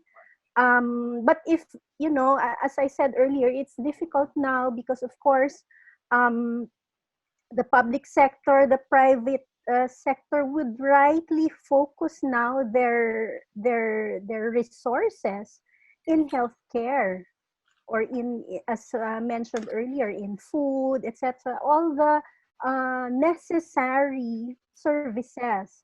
But we also have to remember that giving jobs is also something that is necessary. And I think this is one way that we can address this gap between heritage and people, the masses, etc. So that's just my take on it. That's a good point, no? Because they may not have entered into heritage because of the aesthetic value of it, but they were able to create new meanings that were relevant to them, and they're able to share these new meanings with their families who probably didn't have heritage on their radar. Tina Paterno, you wanted to say something. Yeah. So to answer the question, how can we make heritage more meaningful? What did we do wrong in the past? What can we learn? My inference from the group is that involve local communities. Yes, double check. And to answer Kara's question of what is community, I think local. Keeping it local is probably the most sustainable way. My dream, my peg is Quiapo Church, right? There's no one who said this should be preserved. It's in no danger of not being transmitted to future generations. It has a whole set of many different values, and it's a very, very local set of, you know, values valuable to the community. I think where we've gone wrong in the past is A, we're preaching to the choir. B, we're not so creative in reframing our narratives. We're just saying it over and over again and to the same people. So if we had better narratives, a better interpretation that's closer to home, that's more aligned with local attributions of importance and values, I think there must be some answer there. I think what we did wrong, I think the framework, the infrastructure of heritage evolved piecemeal, as it usually does in countries. But now needs a tighter framework for designation, protection, and integration into life, and one that is more inclusive of local communities. I just like to say the word inclusion, as someone who has practiced from the outside always, I wish there was a better word for inclusion because it connotes kind of an outside in, a very top-down thing. So the strength of ICOMOS is through its members. So I've taken the liberty of asking an archaeologist who's not represented here on what his answer to this might be. He says, collaboration among local, indigenous, and other stakeholders provides a venue for inclusive co-production of knowledge. It's not just inclusion, it's co-production. As such, the shift to greater engagement has also transformed research practices in the Asia-Pacific region because of the realization that involving stakeholder communities results in meaningful research outcomes. Particularly, a growing number of investigations are dynamically seeking the involvement of communities, not just as mere contributors, but also as active and involved participants in the research. This undertaking humanizes our community partners and counters the exclusivity often associated with the authority of scholarship. There's an increasing number of scholars whose approach to research can be considered as an interdisciplinary, cross-nations, cross-ethics, and the realization that we're no longer alone. And I think staying local, and this is me speaking, not Stephen, staying local, especially in a 7,000 plus island nation, is the solution, because someone in one island may not necessarily care so much what's happening on the other island or what they value. It becomes what is important to me here. And once you hit that, I think a lot of other chips will fall into place. They will protect it. It won't be a top-down, it'll be a sort of local and very organic. And I think moving towards the very thin narrative of names, dates, and single attributions of why it's important, moving towards a richer and more relevant narrative and interpretations that are closer to home is the solution. Ina, I just want to make a a comment, no? And I don't know what the others also think about this. I totally agree with what you said, keeping it local, but isn't there also a fine line between this is my heritage, okay, and how do we create opportunities for outsiders to also create their own meanings, because at the end of the day, we can't, each 7,000 islands can't go at it alone, totally alone. Sir Nestor is raising his hand. What are your thoughts? Well, I'm just reminded of some lessons I learned from the indigenous peoples. I'd like to stress that I agree to all the ideas presented, but I would like to highlight three concepts: no? Diversity, community, and connectivity. Now, the people in Sarangani Island, the Blaans and the Maruri, would respond differently to the COVID pandemic than to the people, the Subanans in the highlands, near the forest fringes.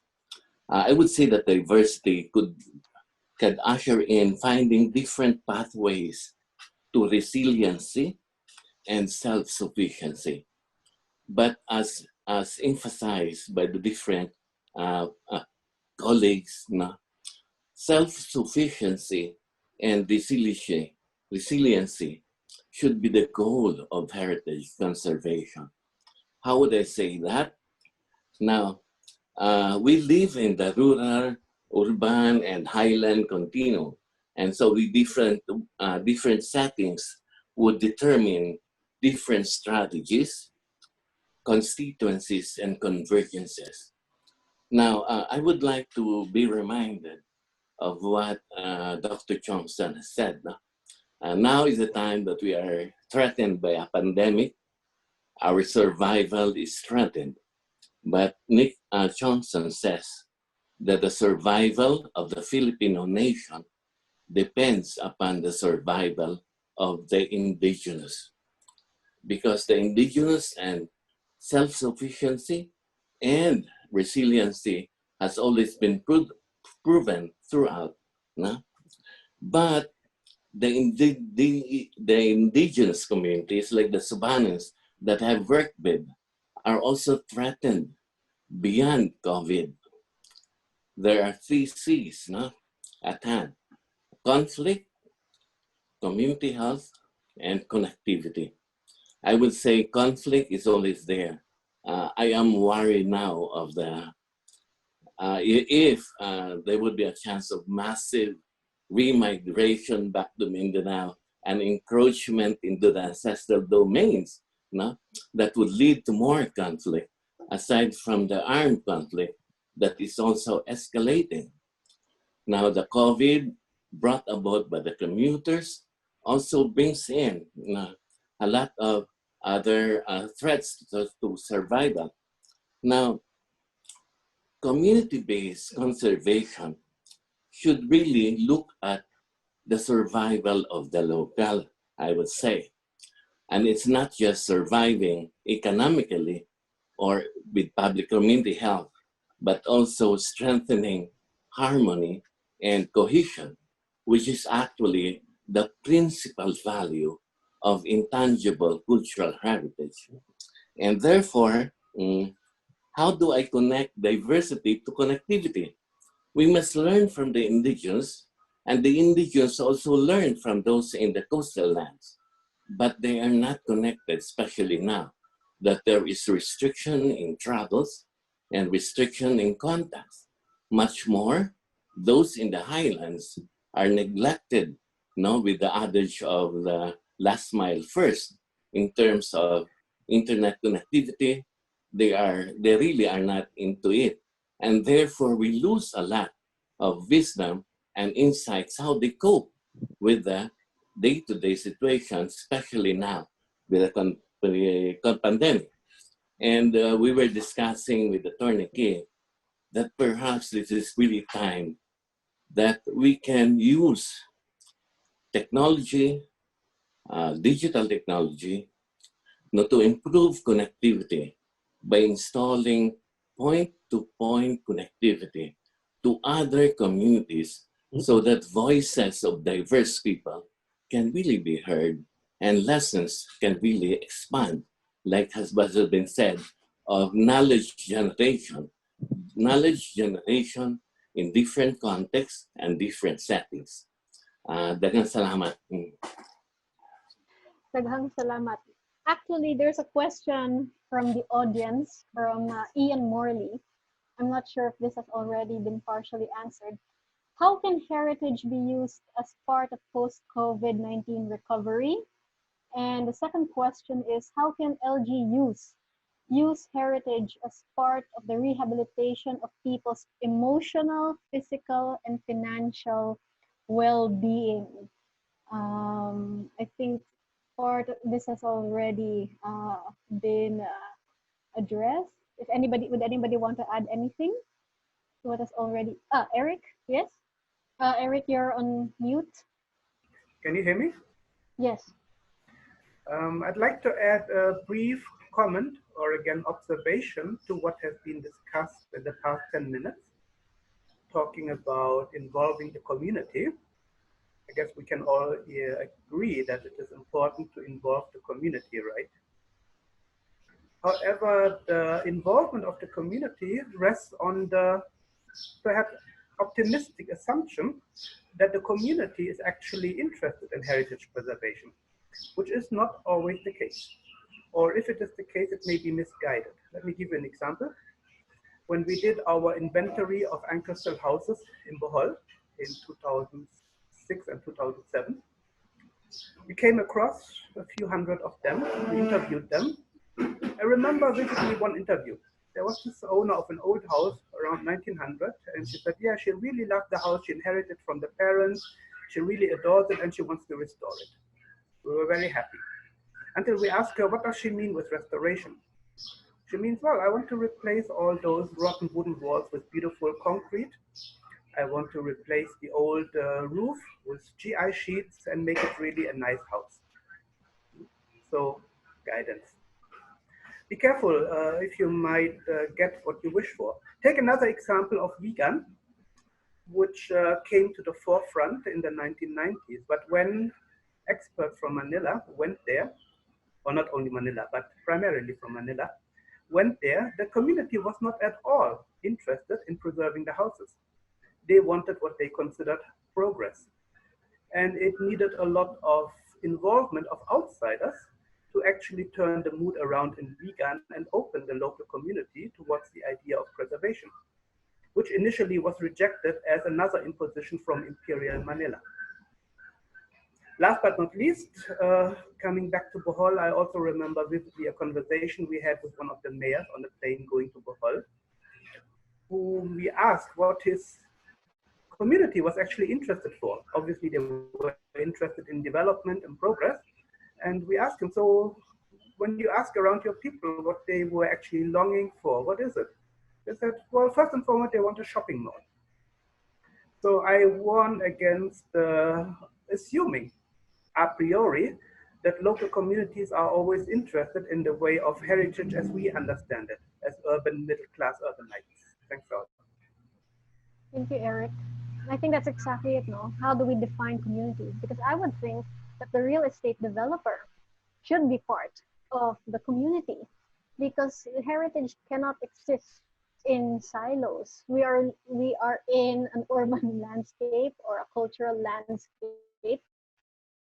And how do we bridge all these interests? We still need your issue of replacing the wood, no, on the house or the roof. It raises the question of authenticity. It's important to the expert or the practitioner, but for the resident, it may not be as important. Whose opinion do we go with? Attorney Gillier would want to share something. Thank you, Cara. I just would like to respond to Ian's question. I think it's a good question in terms of preparation of plans. Government right now is basically preparing the recovery plan. And I think now is the best time to see that the heritage, culture and heritage sector must be involved in the planning process as well.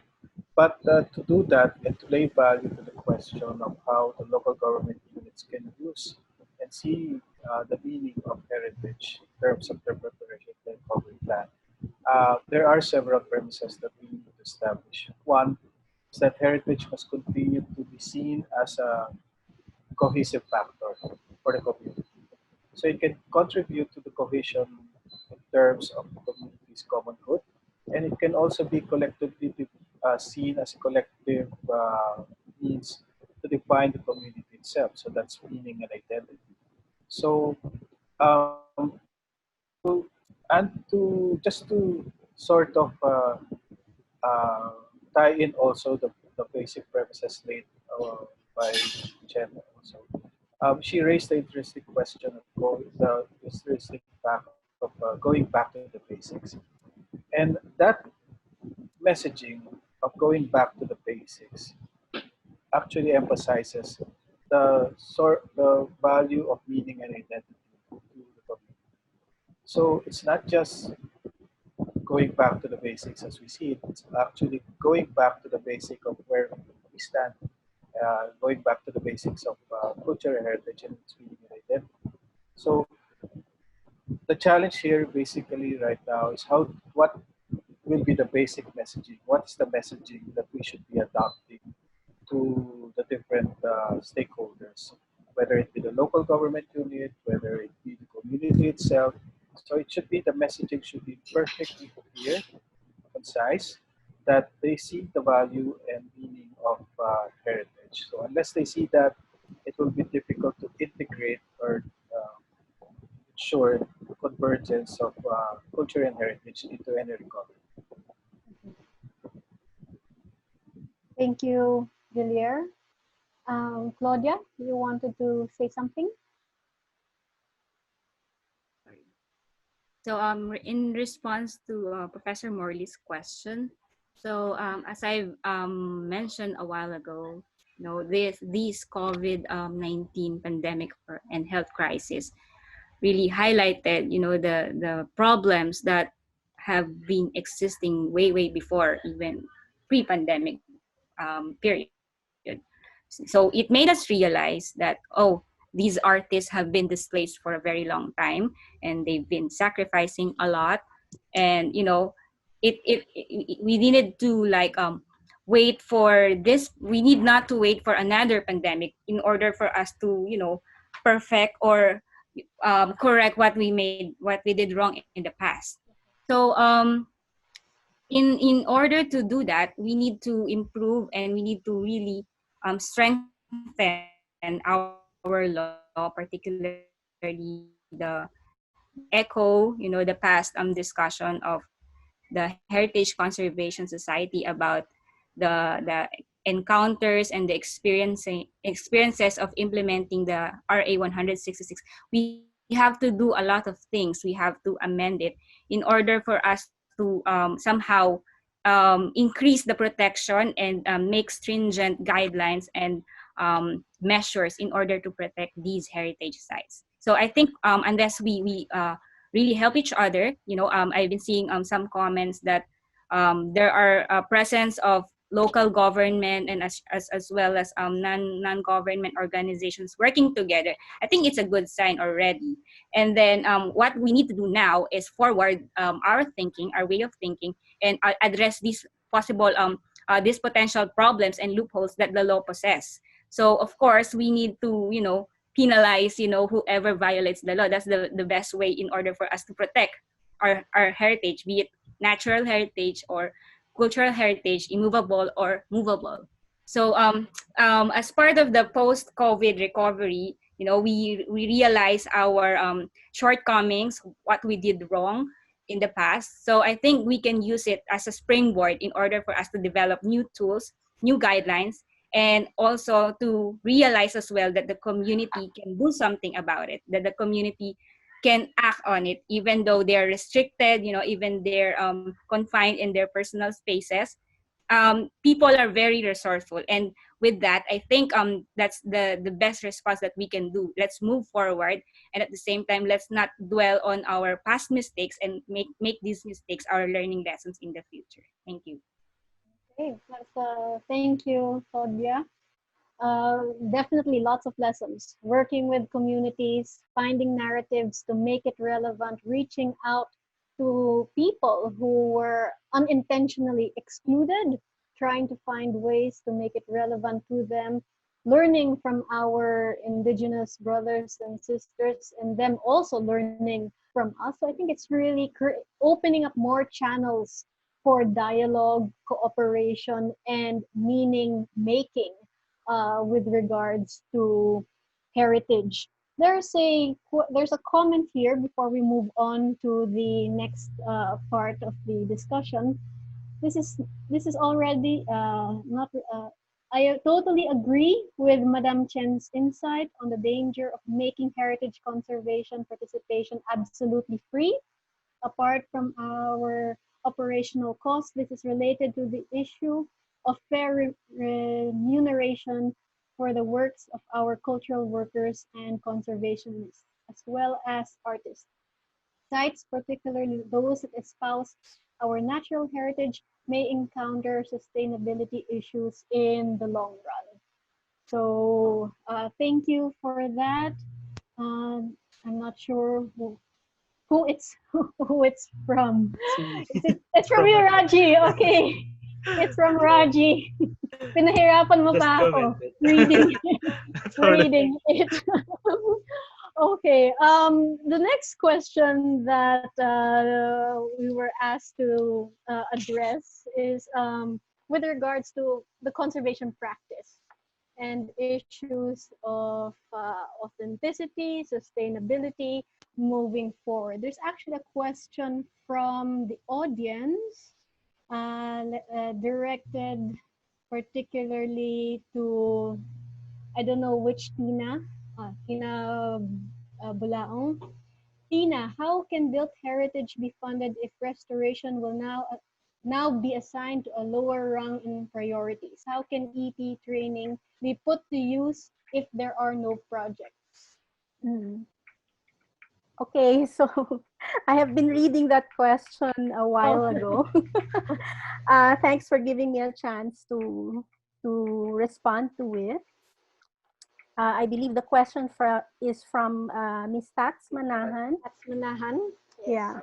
Okay, so to answer Ms. Tats' question about how can built heritage be funded now that, as we've mentioned earlier already, that most likely heritage conservation will be given a backseat, right?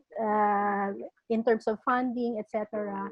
So it begs the question, how can Escuela Taller continue training if there's no work for our graduates later on, because there are no projects?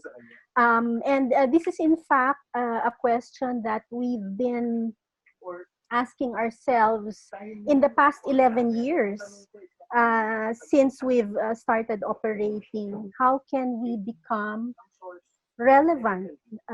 Because we've already anticipated that this will become a sustainability issue for us. If there's no restoration project, there are no jobs for our trainees. So who would give us money to train?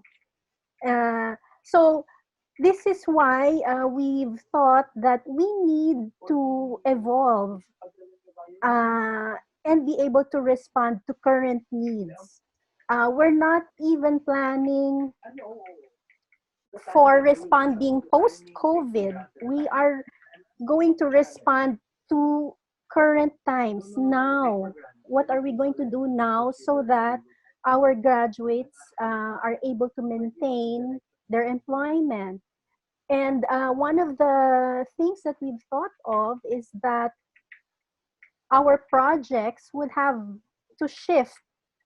Like, for example, we thought of, in terms of adaptive reuse of heritage structures, maybe the use has to have a relationship with healthcare, for example, so that projects now that involves a heritage structure also involves healthcare or other services that are needed or related to healthcare. So that's how we're thinking about it now.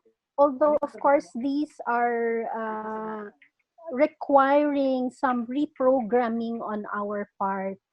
But in the context of training, Escuela Taller has already developed its own protocols and policies regarding how we will actually train. Because, of course, this will require, observances of social distancing, etc. It's not going to be the same as how we will be teaching in the academe or in school, in regular schools, like in high school, grade school, even college. We are talking about a technical vocational training center, and that will require being there face to face. So we've already developed our policies for that. This is talking about a new normal in how a technical vocational school will be able to train, and also giving into consideration or taking into consideration the fact that our training is through the learning by doing method, which means we are also at the construction sites. So what will be the new normal in a construction site, particularly in a restoration site? So these are things that we've already considered. I don't need to detail it, what are these policies, etc., but it's going to be in place. But the question remains, will government or private sector support projects related to heritage? But unless the project is related to health and the needed services, then we would have lesser chance of getting such projects. So that's I hope I answered Ms. Pat's question. Thank you. Hope so too. Thank you, Tina. There's a question here, no, and I think this was already touched on by Chen in her presentation earlier. What are the risks to heritage that this COVID-19 has exposed the physical structures? And I think Ma'am Cesa also touched on this, no?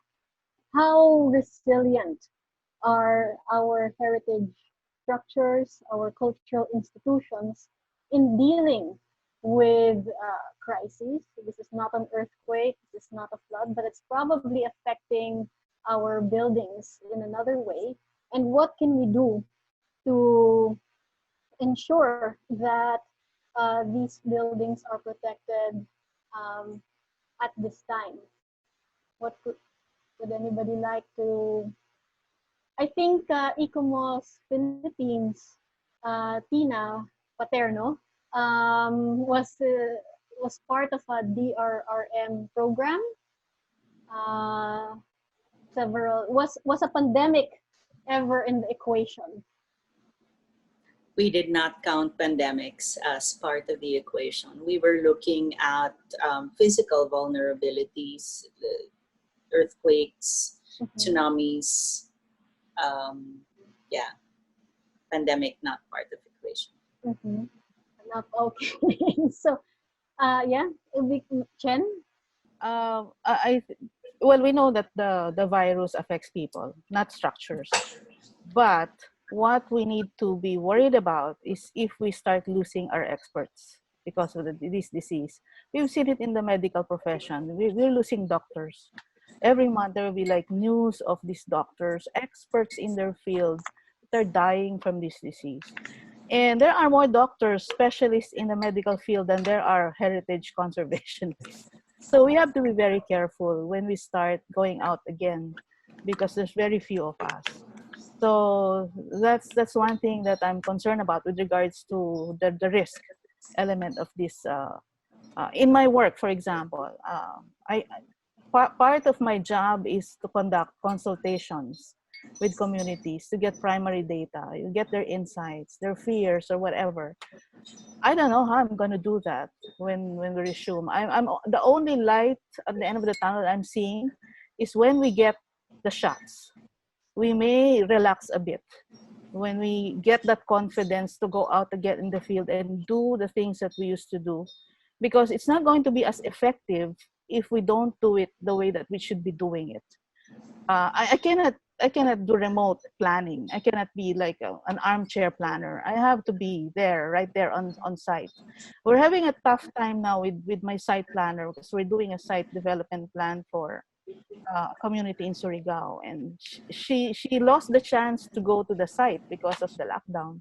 And so we're having a tough time, explaining to her, even if we show her pictures, videos, she is having a hard time, conceptualizing what needs to be there. So there's a limit as to what we can do as field workers, especially those who have sites to work with. So there, as for my field, tourism, since tourism is one of the most affected sector in the industry, it is also the sector that will bring us back. Because when people start to travel, then we will have people on sites, on heritage sites. Communities will start earning, our professionals will again have income and they will go back to their jobs. So my hope is that this doesn't last that long. This new normal that we're talking about will not last that long. That when we get the vaccine, we will kind of have that courage and confidence to go back to the kind of work that we're doing. But we still need to be careful. Okay. So that's my take on that. Okay. So I guess we all need PPEs when we go back to work in communities. There's a comment here. I don't know if anybody wants to respond to it. Despite the excellent ideas and practices that we do, and of course coming from our expert suggestions, if we do not have the support from our LGUs, especially from our Congress, all these ideas and suggestions is all just a dream. That's a problem. Maybe that's a problem of our industry. We're all dreamers that will never come to pass. We don't even have a strong law to protect our heritage unless the government will support the arts and cultural cause. So what must we do? Okay, before we close, okay, all right, go ahead, Tina, you want to respond first? No, sorry, it wasn't a response. It was actually a question for Attorney Kay and all of you. But that might be Reylas. I know we're behind. Can I ask a question or shall I give the response to your question? Response first.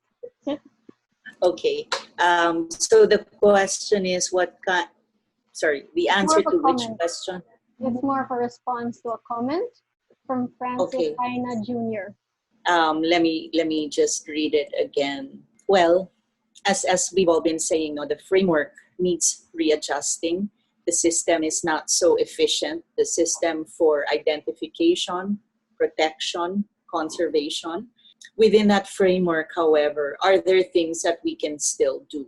I think the LGUs also have quite some power with their own budget. And if we start from there, I think things can happen within this broken framework.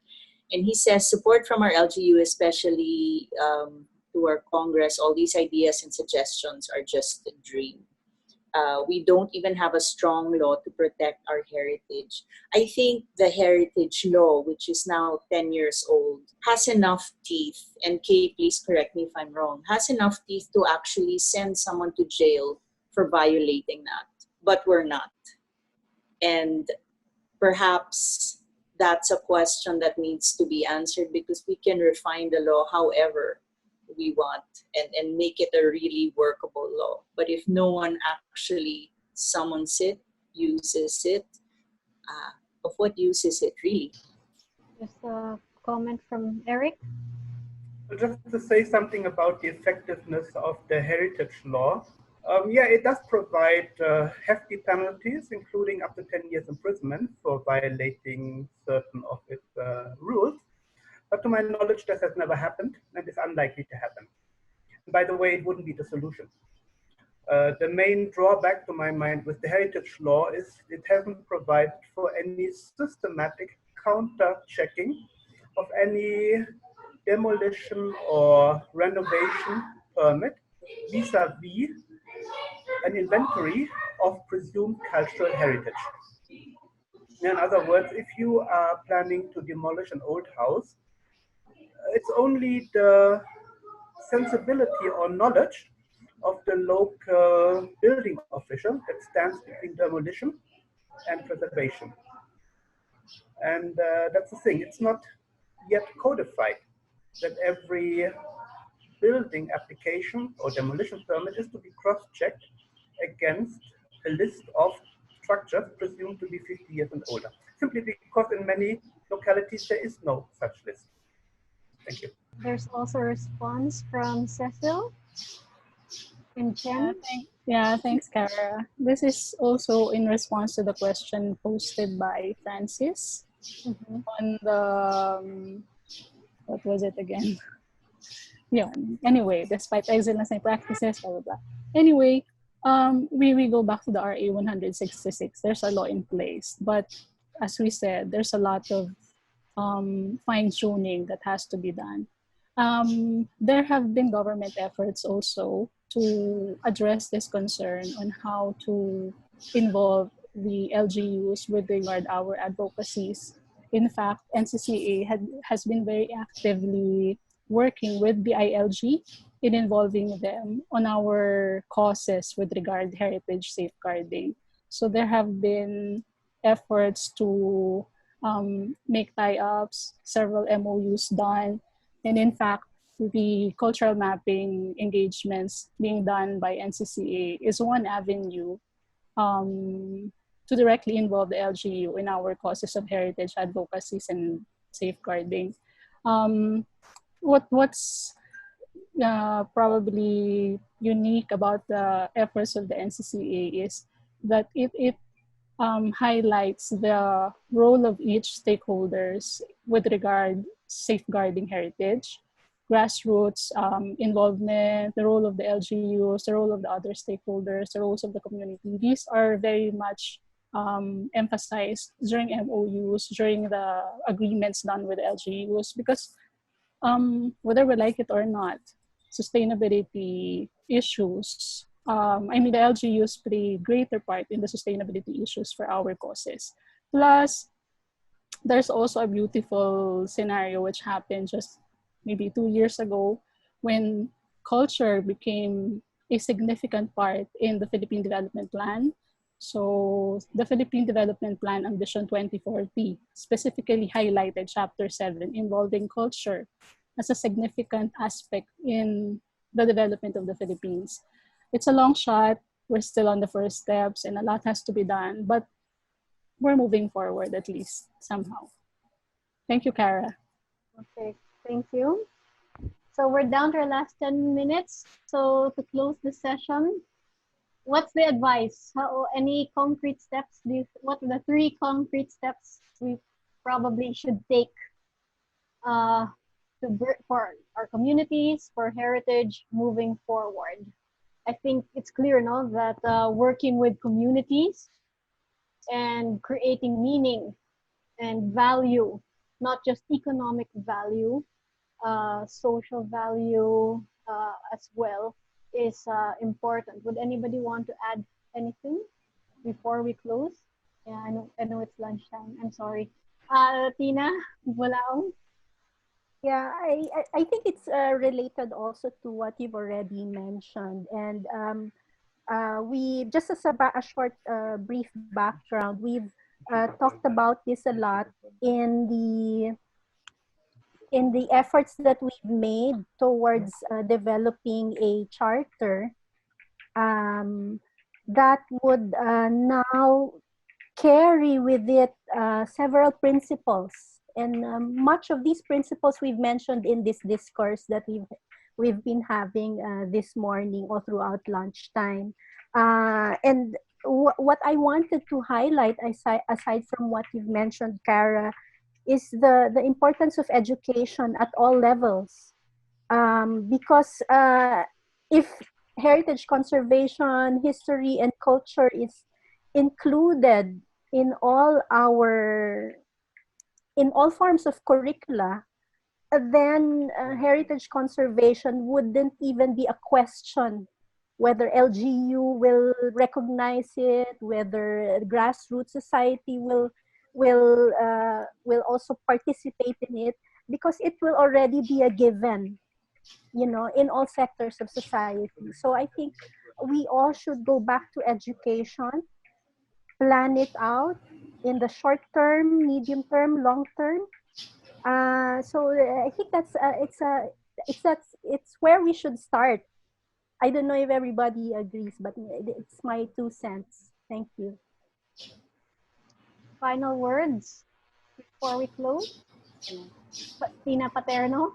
Can I just add to what Tina said? Yes, to education, particularly localized education. I think in addition to heritage being taught in schools, schools don't talk about their local heritage. So I wonder what the curriculum in Ifugao, is it talking about the stuff in Manila, and how relevant is that to them? If schools could include their immediate environs and how rich that is, I think that would be a great thing to add. So to leave you with words, localize, include in local curriculum schools, co-create better narratives, and find an intersection between the new national priorities of food security, health, and heritage. Chen, then Eric? I think the best way to make sure that this is integrated in education in all aspects of our lives is to mainstream heritage conservation to local planning in the same way that disaster risk reduction management has been integrated, because LGUs will be forced to put priority on that, to put it, under a sector, as a sector during the planning process. Because if it's not included in the local plans, local government cannot shell out funds. That's the honest truth to that. Even if they even if the national government tells them that it's important to save this building, they will not have funds if it's not in their local plans. So it has to be institutionalized. We cannot simply have a law without the system to integrate it in the planning process of all LGUs. Okay. Eric? Yes, totally 100% agree. It has to be part of education, very, very important. But we also have to look at how we teach heritage.